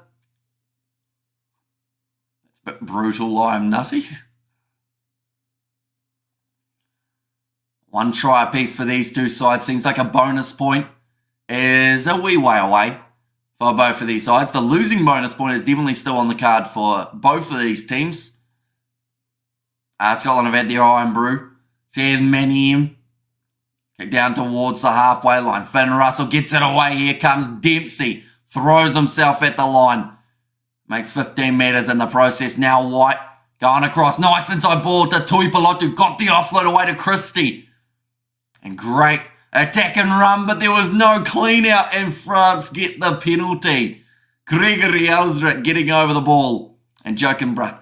See the rugby and Scotland the Brave. All this looks like an injury for Eldred here. And Eldred a beast, says Jimbo. Oh, okay. He did have his hand down there, Gregory Eldred. But saying that, there was no what. Yeah, see, 2 hands down. Probably could have been penalised. But he's also been hit in the head by Sione Tuipulotu. I think is what they might be having a look at now. And Eldred a beast. And Scotland get a try. The crowd gets behind them. Anything is possible.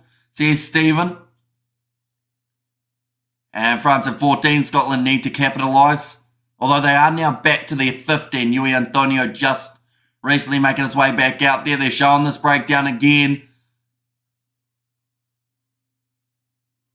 Sione Tuipulotu though. And got a little bit of connection to the head. Not a huge amount though. They are just checking this breakdown. Commentator is just saying he did at one point have both of his hands on the ground. Oh, doesn't look great for Gregory Eldred though. He's actually going to be stretchered off the field here by the looks of it. Got a bit of a knock on the neck and high all. And come on, Scotland, greeting from Ireland. And also Scotland need to push their advantage here. It's back to 15-15. The conditions are not helping either team. Says Robbie Inch, and where is all that French flair? Unfortunately, the handling has stopped them from really getting going. Bodient now making his way onto the field for the French. And that is going to be for Gregory Eldred, who has now been taken off the field. So hopefully it is nothing too serious for Eldred. I think he's just saying he was hit in the back of the head. So they are trying to keep his head supported. They should probably have that neck brace on him before they try and pick him up.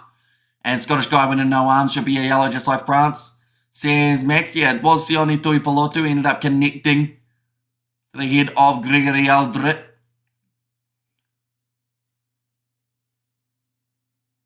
I would, but I have nothing to work with. Says I am nutty. And now it looks like there's going to be a Legaric sub. He will be making his way onto the field. That is for Maxime Luku. Or is that going to be for Jalabert, who has struggled? I think it will be for Maxime Luku, though. Yes, it is. Hoping that has changed. Right. The good news about Gregory Eldred. Oh. Okay, this is interesting. For Eldred, I'm not sure what they're doing. I think it's his leg that's actually injured, not his neck. But it seemed like they had it all pretty much fully extended and straight out. So it could be a knee, could be up in the top, maybe in the kind of thigh.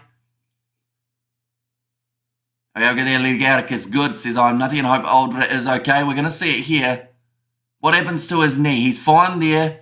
He's fine there.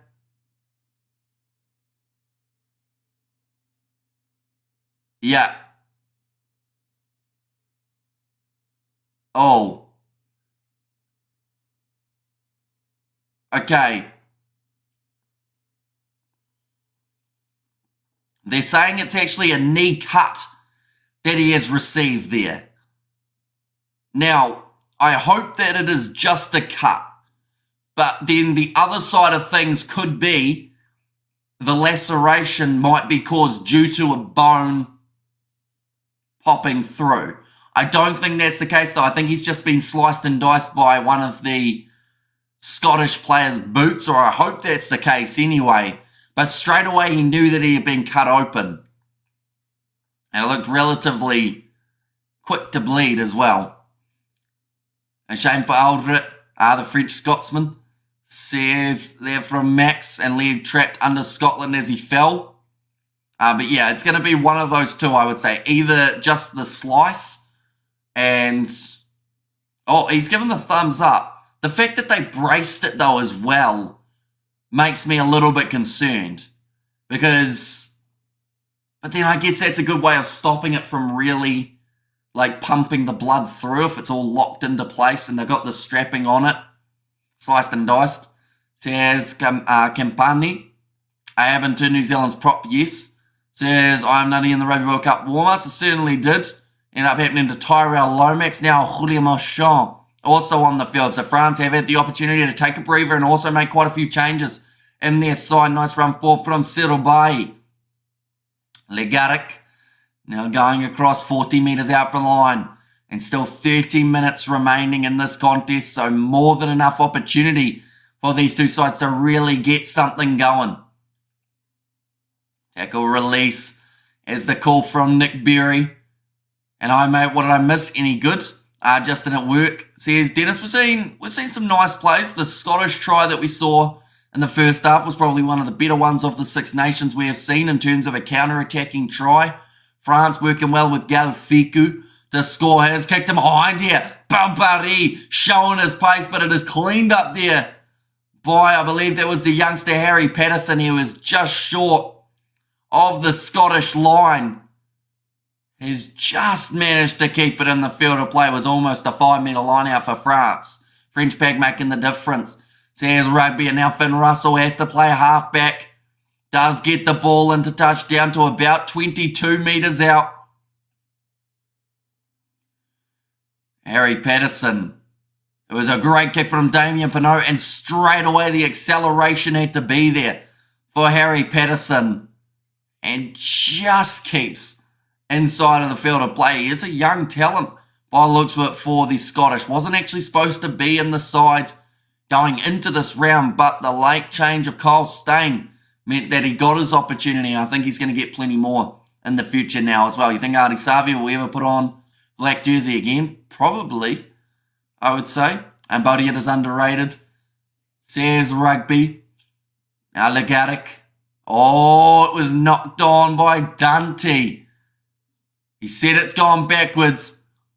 He's getting tapped by Rory Darge, who gets in his face as well. Hamish, which team favourites here to win according to you? Well, I think France have taken back the momentum a little bit here, but I still feel Scotland should get themselves the win in the end. I don't know if it will be by the 9 points that I originally predicted, but I think it will be possibly less than 5. Or 5 or less, I'd say. More poor feed from France. Number 9, no play. Says Jimbo. Yeah, well, it's going to be a very tricky one for Dante to be able to claim when it is around his ankles. And come on, Scotland, says Maniem. Another scrum feed. Ben White.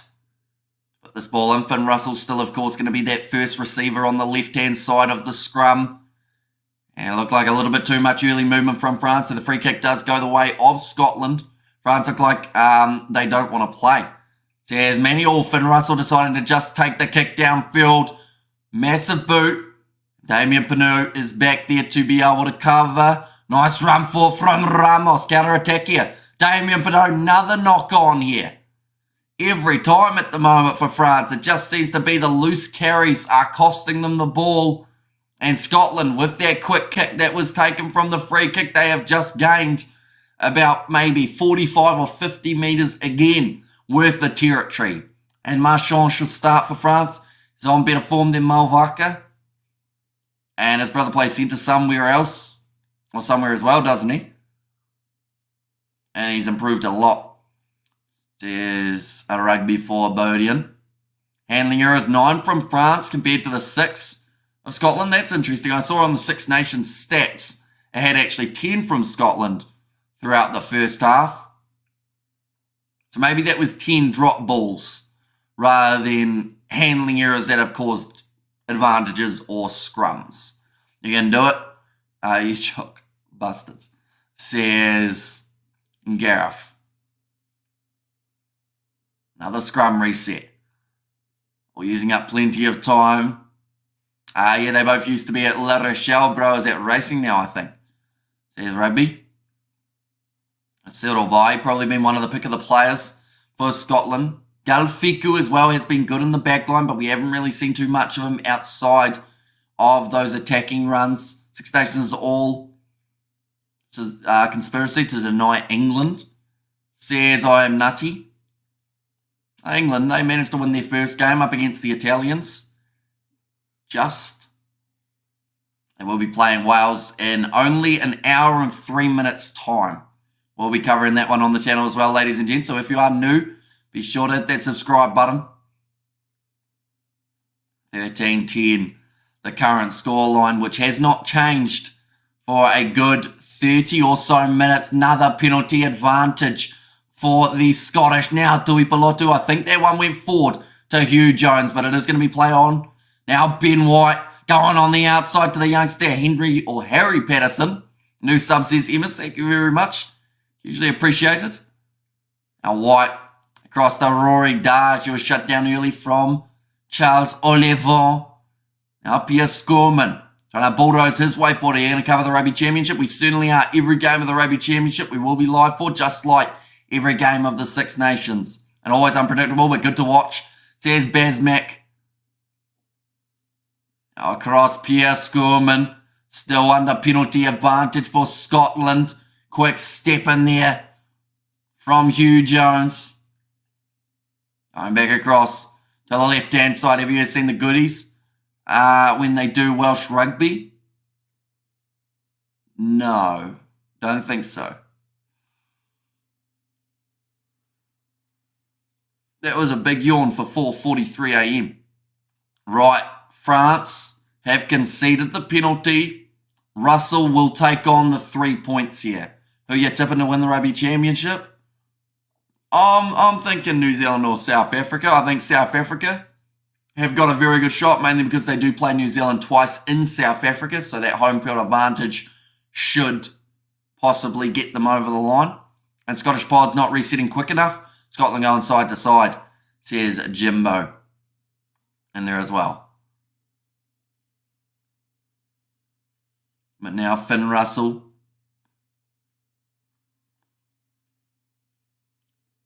And this helps. It will give them the 6-point lead, which isn't quite enough as of yet. But it'll put them a step in the right direction. A good kick from Russell goes over. And 57.5 in, 16 points to the 10. That man's face paint is extremely blue. And the crowd, the Scottish fans have shown up. So have France's supporters, though. It's been great to see, or it's great to hear as well, so many French supporters getting behind their side away from home. Something that makes the Six Nations very special is the amount of support for these sides from travelling fans. All available for Scotland inside of their 22. Settled by has actually been taken off the field. That is for Sebastian Taufafanua. And Yui Antonio is now off for Dorian Aldiegri. Has already had a little bit of a taste of this game for 10 minutes. Now gets to finish it off. Kick-tie from Thomas Ramos. Taken well by Finn Russell. Close to the touchline, but manages to cut back inwards. Keep himself in the field of play. Oh, they're advertising Papa John's in the background. Now I really want pizza. I didn't know they had Papa John's in Scotland. Do they have Pizza Hut and Domino's in Scotland, ladies and gents? Do let me know. I think Papa John's is pizza, isn't it? Maybe. And France are running out of ideas, says Manny there. Going back across to the left-hand side. Legaric.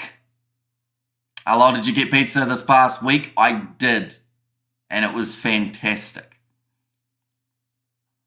I actually got it on the way home from a trip on a big boat. Well, the boat didn't move, but we certainly did. Around the boat. Or the ship, I should say. It's probably offensive to call it a boat when it's the big ship, isn't it? Nice take from Finn Russell. That's 2 in a row now down on that left-hand side. Counter-ruck from France. It's good, but Scotland have managed to clean it up. Yes, the Dominoes. And need a beer, says Manny. Was this the infamous love boat?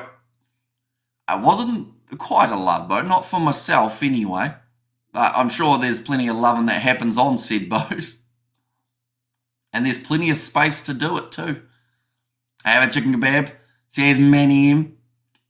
And also, did you get pizza? Oh no, I read that one, didn't I? That's going to be a tackle, so they do have to release him.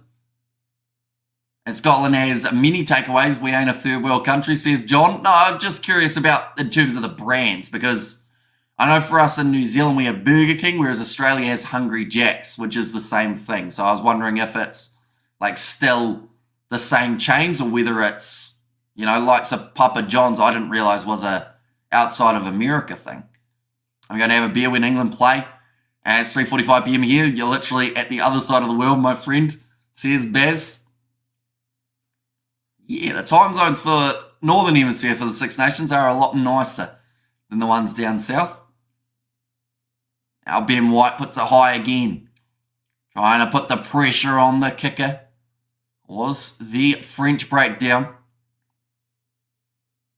Now Legaric across to Ramos. Will you try doing the Super Bowl? I will not know. Papa John's is an island, says Jimbo. Huh. What other chains have gone over? Because I know Pizza Hut and Domino's, of course, seem to be most places.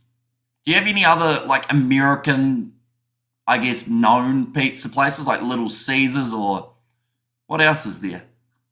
That's the only one I can think of, to be honest, with pizza. Now another box kick. This time from France. Russell takes it at the back. That's not real pizza. I live in Jersey. That's kicked him behind. 50-22 chance, but the ball does not want to go out and instead keeps on rolling forward. Cleaned up there by Jalibert, who has forced it, and it will be the goal line dropout. Hopefully Scotland don't collapse. Give 10 penalties away like last week. We have Turkish kebabs. Good morning, Amish. How are you doing? Says my friend. Says Jeffrey. Doing very well, blah, blah, blah, says Dorota, who has literally summarised the epitome of this channel in only 3 simple words. Jonathan Dante now taken off the field for Mofana. I think that is one of the last French subs that they can actually make throughout this contest. Now drop kick from their own goal line by France. Nicely taken by Finn Russell. Oh, he's lining up the drop kick from 48 metres out. He's got a bit of it. It's gone to the right though. Probably wouldn't have had the distance either. And now it will be the 22 dropout for the French. So they've actually gained 22 metres in the process of the attempt of Finn Russell. I think Scotland will score a try, says Manny. And over here in Belfast, we have a little wing pizza, says Monk. I haven't actually heard of that one. I assume it sells wings too in that case. Nice drop kick downfield. Nice timing on it as well for the French tackle. This game is still too close for comfort for both of these sides. The benefit that Scotland have, of course, is because they are ahead by 6 points. They can enjoy feeling a little bit less pressure, but they still know they need another try. Oh, not taken cleanly by France, but it's gone backwards. Barbarie in space, gets it away to Legaric. Goes for the kick in behind. Back covering as Finn Russell sells the dummy. Kicks it downfield himself towards Jalibert. Get down to the 22. This game has had a real feeling out process throughout the second half. Big kick downfield from Kyle Rowe. Goes to the French 22. They will return fire with a kick of their own from Thomas Ramos. Now Patterson, the youngster, runs it forward. It's come off the side of his boot, look like. But it will stay in the field of play. Starting to lose the territory battle just a little bit here. Scotland. Finn Russell just chilling out. Taking his time, knows he's going to try and kick this ball into touch. France aren't advancing. If I was Finn Russell, I would just stand there because they weren't going to try and attack him. Quick tap taken, or quick throw in, I should say, for the French now. Damien Pinot finds space on the short side. Couldn't get his offload away to Thomas Ramos, though. Still 15 minutes left on the clock currently. You know, Pineapple knows barbecue sauces. We know how to cook pizza, says Robert. And come on, Finn Messi, says Gareth in there. Another box kick. There's been a lot of kicking throughout this second half, that is for sure. But the final 10 minutes is just around the corner, and that will be when both sides really determine who will be the better Going to be a loose ball for Duan van der Merwe, who wasn't able to take it cleanly, but then Hugh Jones did manage to get the counter ruck. Scotland back in position for half a second, and there is an advantage in their favour. I think it is just a knock-on advantage rather than penalty advantage. Kick downfield again by Finn Russell, goes out on the full, so they will go back, and it is actually the penalty advantage.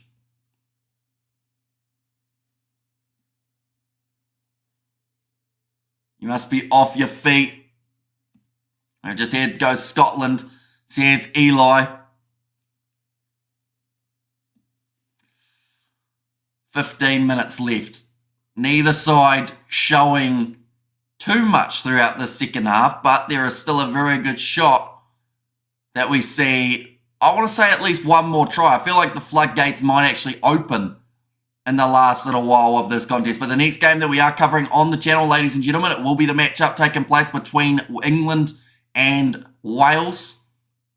It's going to be starting for us at 5:30 a.m. New Zealand time, or 37 minutes time, wherever you are in the world. So far in this game, we have seen 1,800 or so metres worth of kicking distance. And France says Oliver and Meth for the game, a heroine for after, everything in balance, says Gareth.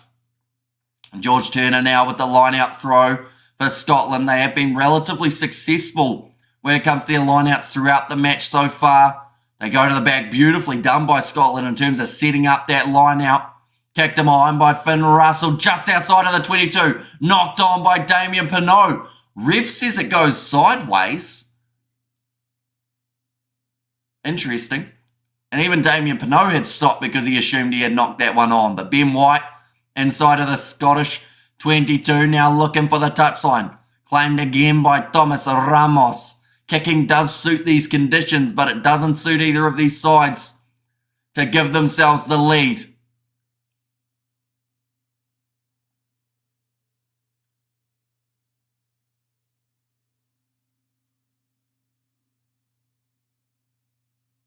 They're just talking about the fact that most players just stand in the middle of the field, which means that they have to wait before they are onside. So it's really weird, to be honest. Like, because the French players are in front now, we're just playing stop-start. We're playing force-back out there on the field. This is really ugly rugby at the moment for these two sides. Like they've just said, World Rugby need to look at a way of fixing that, because both sides were just standing watching each other at that point. But now it's going to be, I believe, a knock-on. How much time left, says Garth? Still 12 minutes remaining. Scotland need another score, says Jimbo. And come on, the Scottish, says F in. Oh, unfortunately, Finn Russell has just nailed Pierre Skurman in the groinal area with the ball while he was in an accidental offside position. And can Scotland keep the points ticking over? Says Manny. Give the New Zealand Hillbilly some love. Says I'm nutty. And weird beard, says Crumpus. And there as well. And both teams will need the week off, says Jimbo. And yeah, they have got the week before they are back into their Six Nations campaign. I say Scotland have it, says Connor.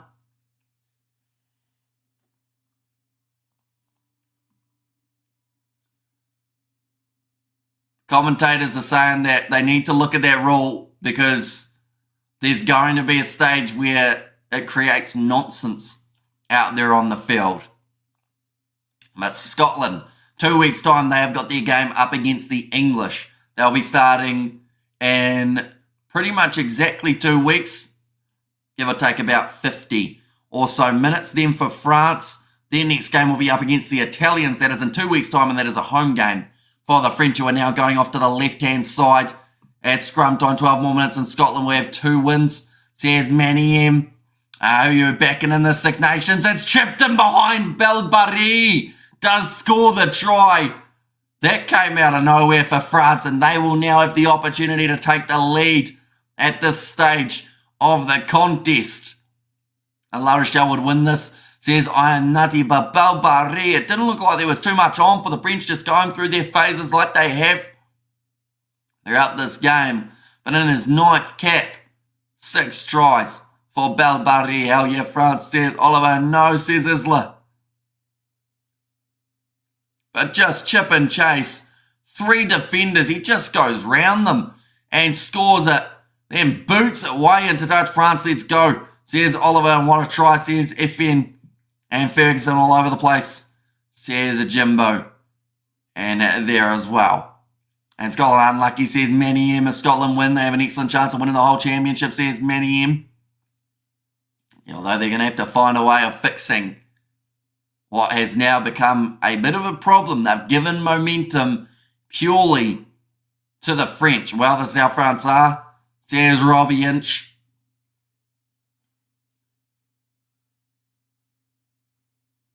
Now Ramos to line up the kick. Bah, says Yvonne.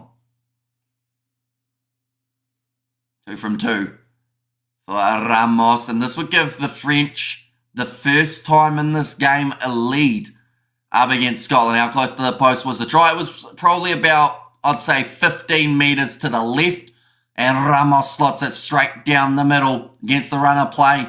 And France leads, says Jimbo. And please, Scotland win, says Axolotl Army. So, ladies and gentlemen, I mentioned about the odds earlier on, the fact that Scotland were considered favourites with that last-minute try that we have seen from the French. And don't get me wrong, there's still plenty of time remaining. Still another 9 minutes or so. Scotland are now $2.70 underdogs. And the French, for the first time since kickoff, now find themselves as favourites. Claiming Scotland will win. Says MS. Now Legaric going across there. Legaric just calling his shots at the moment. It seems like France have got a little bit stronger since Luku did come off the field. And looking for the touchline and does manage to do just that. Now, New Zealand knows how to make a good hot dog. Call them sizzlers. Those sausages do look yummy. Says Robert. Yeah, see, we're a bit weird in New Zealand because we've got like 2 different things that are also, like, they're both hot dogs, but they're very different. Like, what you guys would call a corn dog, we call a hot dog too. So, yeah, we got the hot dog in a bun, or you got the hot dog and batter on a stick. But both are nice. Now, Ewan Ashman to throw this one in. And it's a loose line out from Scotland. Finn Russell almost ended up kicking the French player. I love New Zealand Lamb. So here's Manny. Going back into the pocket to Damien Pinot. Now looking for the counter kick of his own. Down into the 22. Pierre Scorbin has been taken off the field. That is for Alec Hepburn. Looks like the youngster is going to try and run it from the back there for Patterson. Awkward bounce. Jalabert cleans it up though. That's how France are. You never know what you get. Are they going to get outplayed for just of this game or for most of this game? And yet France have just squeezed a 1-point lead in our biting stage with Scotland in particular. There's Robbie. And at the moment we're just playing force back again. The kicking battle. Finn Russell is chilling inside of the 22. I don't think they want to take too long here though for the Scottish. Mainly because they are running limited in the time remaining. 6.5 minutes now. Line out on the halfway line for France. I have to say, it feels like Scotland's game to lose at the moment. France, they're a good side, but they haven't played their best rugby. Scotland, they're a good side, they haven't played their best. But for a majority of this game, Scotland still had that little bit of an advantage. Now they find themselves down by 1. Thrown to the front, stolen by Scotland at line-out time, but then I believe they knocked the ball on, and the penalty actually goes the way of France for playing the arm. And Scotland take that risk. Says many the Scots need a timeout, and we Dram to get the win, says Campani. And come on, Scotland, says Isla. In there as well. By the way, is it said Isla or is it Isla? Might be Isla, is it? I might have been saying it wrong, so I do apologise if I have said it slightly wrong. It's like the medic was out there on the field for a little bit of time, but then he has been told to get off by Nick Berry.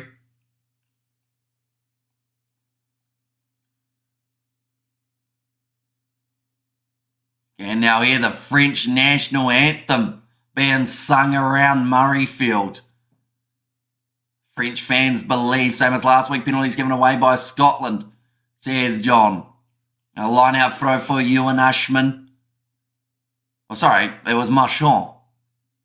Very confusing, both these sides wearing their white as well as their navy. Scotland forever, says Fish. And there, but the rolling move from France is impressive. They have been stopped once, but this one's still going forward. Ireland, of course, have their game up against the Italians, but for now, France can catch up in the points department. Out wide here for France. They've got space. Ramos doesn't quite get the kick right. Time running out for Scotland, says Stefan, and I believe that this will be the opportunity for Scotland to be down by 4 points now if France decide to go for those 3 points, which they may.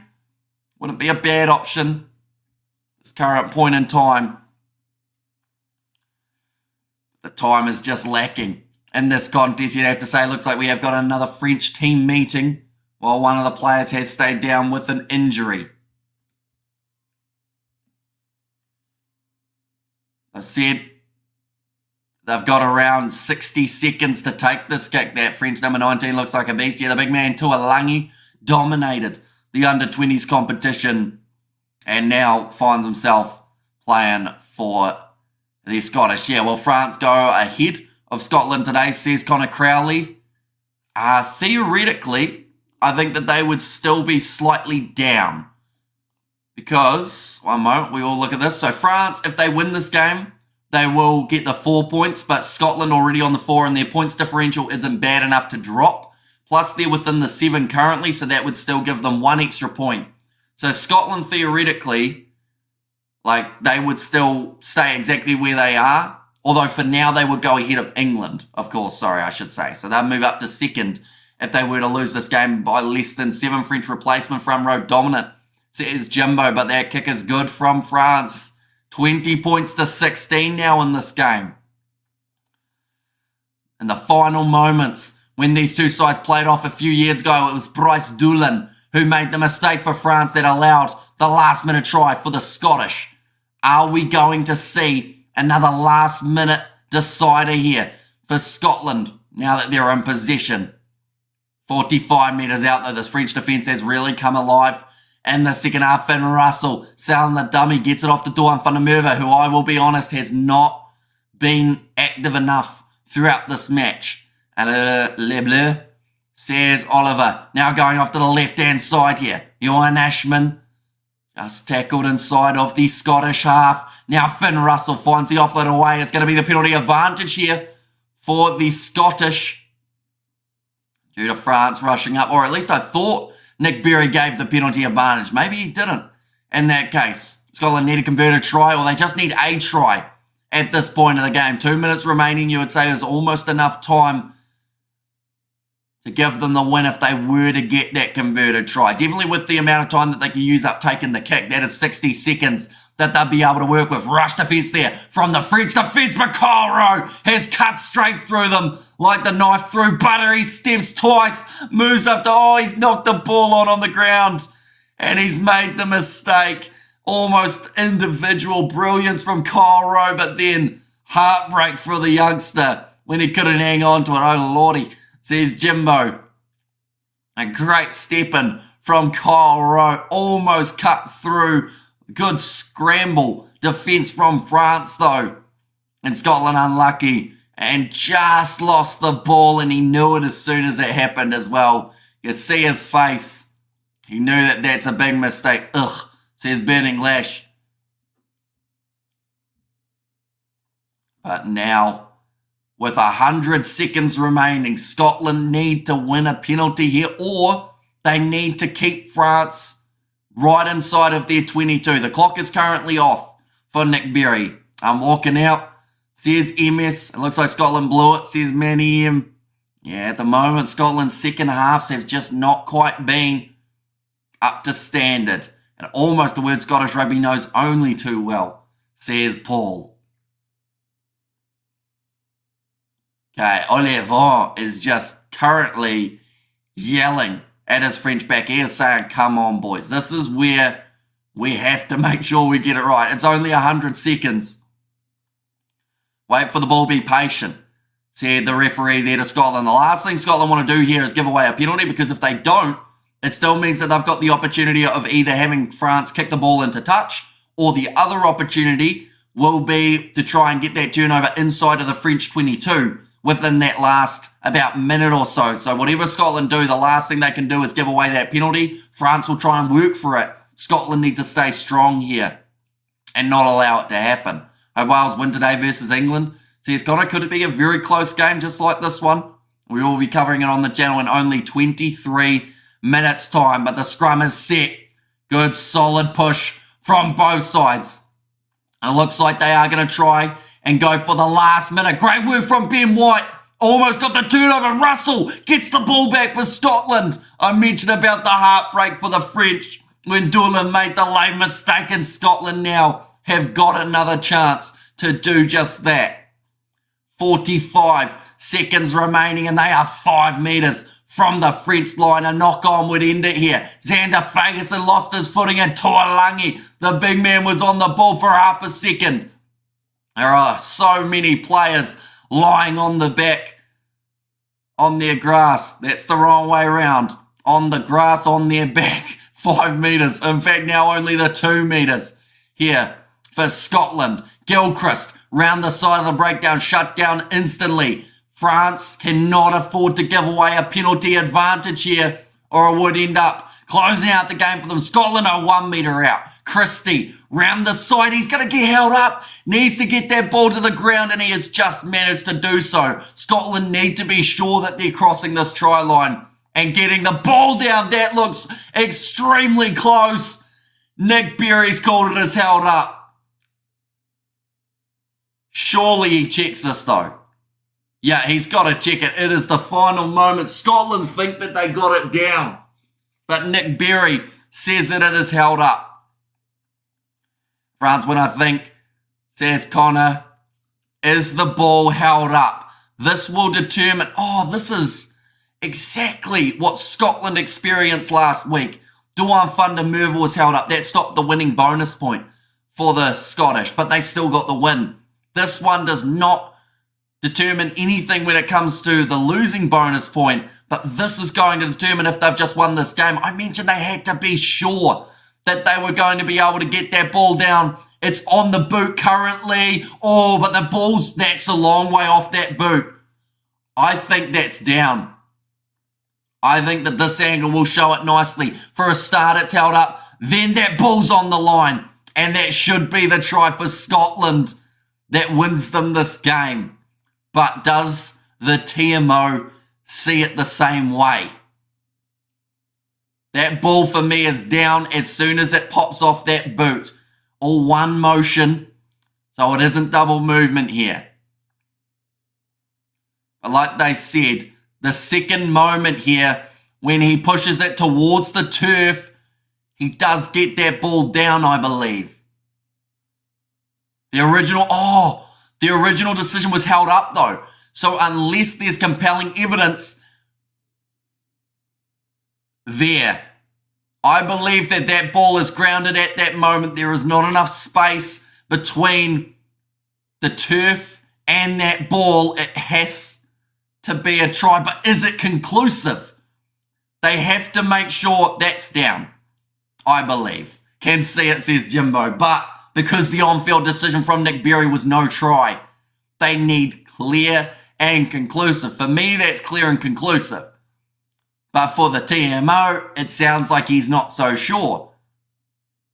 Yeah, that ball, I believe, is grounded. This is going to be a massive one, and this will determine whether Scotland still have a chance to win the Six Nations. Now, should they have gone somewhere else to make it easier for themselves? Absolutely, that ball is down. They want it to rock and roll one more time. It looks grounded. Says Rugby there. It's not on the line. I believe it is. Try, says Jimbo. It's grounded, says Manny. They're going to rock and roll it to watch it all in one motion to make sure it wasn't double movement. That's... I don't want to be the referee in this scenario, because either way, what's Nick Berry saying?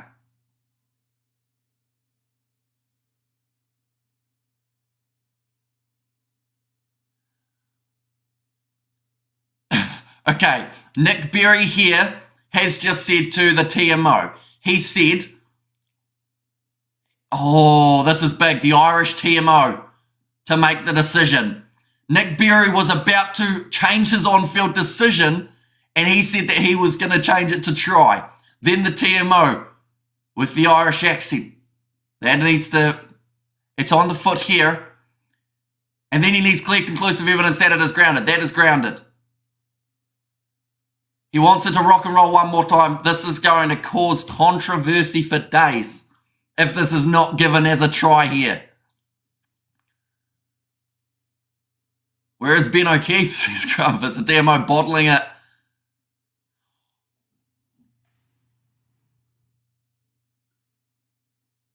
The TMO has just said he doesn't have clear, conclusive evidence that this ball is down on the line. So because of that, he cannot award the try, which means that it's going to be a no try. Scotland will lose this game, and Ireland, you might as well hand them the Six Nations.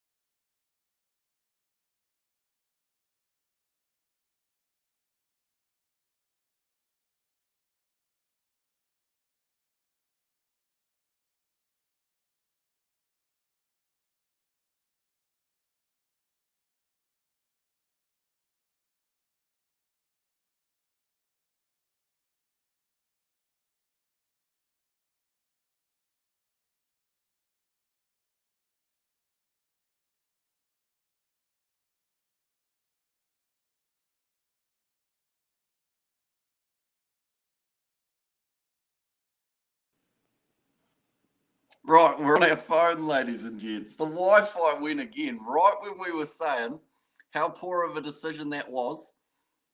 Yeah, we got cut off in the Wi-Fi department. So I do apologise about that, ladies and gents. Oh, it's just come back by the looks of it. So we will pop back over to the main PC.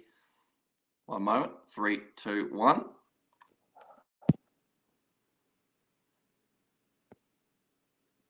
How do I remove myself? There we go. The other Hamish is gone now. Oh, and how do I... Oh, that's going to echo real bad. One moment. I don't know how to close this. We'll go like this. There we go. Right, we've fixed it, ladies and gents. But, terrible decision, I have to say. Was it a try or not? I believe it was clear, conclusive evidence that ball was down. Now, because the on-field decision was no try, the Irish TMO said he needed clear and conclusive evidence. Nick Berry was ready to overturn his decision. He said, I need to change it to try. And then from there, the TMO was like, oh, I'm just going to have to check it again. I can't do an Irish accent, but yeah, it wasn't a good way to finish this game. It's been an intense contest and it had a real last minute feel to it, but that was just, it was really poor. I'll be honest, the TMO, we just talked about it earlier on when we were talking about the World Cup, how the TMO has ruined, or not so much ruined, but did have a heavy impact on a lot of the Rugby World Cup. And now we're seeing it in the Six Nations, which I know is the last thing that people want to see. And I want to say, first of all, fair play to France. They got the win. 4 points on the board. Should they have won that game? No. But they still managed to take enough of their chances to walk away with the victory. But it wasn't the right decision at the end of the day to cannot overturn the on-field decision without clear and obvious evidence, which Nick Berry, the on-field referee, said that he saw. And he said that he was ready to overturn it. But it was the TMO who did decide that he needed a bit more evidence. And I agree, really poor decision. Says Kobus, and Finn was right to be angry last time. Says Mystic Novel Bro, and with the TMO of World Cup, France would lose by 40 points. Says Tuddy in there as well. And what a bad decision, says Inner Space Research. And no try, no win, logical victory for France. But it was very close. Says Modu, and TMO bottled it. Says Rugby, I'll give France their due. I've given it 100% in international competition this year. And there was evidence in clear sight. And Nick, if you can't clearly see the ball grounded, no, it wasn't so much Nick Berry's fault, I don't believe. Yes, people will look at Nick Berry and say that he was the one who said originally it was no try, but he did see that it was on the foot, wanted to make sure that the ball was grounded afterwards, which it was. But, yeah, the TMO is definitely the one to look at in this match rather than Nick Berry for that scenario. Because, like Nick Berry said, he said, I see evidence that I should overrule it. Normally, you think that the referee should have the big decision, but the TMOs, they have the big balls apparently and are allowed to make all the decisions in these games. And Legatic is good. He actually played very well throughout the second half, I thought, Legatic. Scotland Ireland will be some game in the last round, says Rugby. And unfortunately now it's in that scenario. That was going to be possibly the decider for the Six Nations, but now we've probably lost that chance, unfortunately. Scotland robbed, no way, that was not a try. Says Charles, and they rolled Scotland, clear grounding. Plus the game is like a volleyball match, too much kicking. Says Takunda, and I think that they also exposed that there is a rule change that needs to be in play about the players advancing after a kick is made, with so much waiting to then be allowed to chase down a kick. Come on, Wales, says Jimbo. Of course, there is another game just around the corner, ladies and gents, taking place between England and Wales. And, yeah, it will be interesting. Hopefully, it doesn't end in the same fashion this one did. But nonetheless, I do thank you all very much for tuning in. If you didn't enjoy, you know there is something seriously wrong in rugby when Hamish disappears from the screen and the TMOs fail to do their job. Says Rugby, yeah, it was terrible time for my Wi-Fi to cut out. Hopefully that is the last time that it is going to cut out throughout these live streams. But we'll have to wait and see. But thank you all very much for tuning in. 10 minutes time, we are back for the next stream. I will see you all for the next one. What was the final score? In the end, France did win it 20 points to 16. Controversially. But it is what it is. And Viva la France, says Moidu. And allowing Wales to nearly win and blowing it against France has showcased why Scotland will never win this tournament, says Paul. And 2016, says Jimbo. But nonetheless, thank you all very much for tuning in. I will see you all for the next one.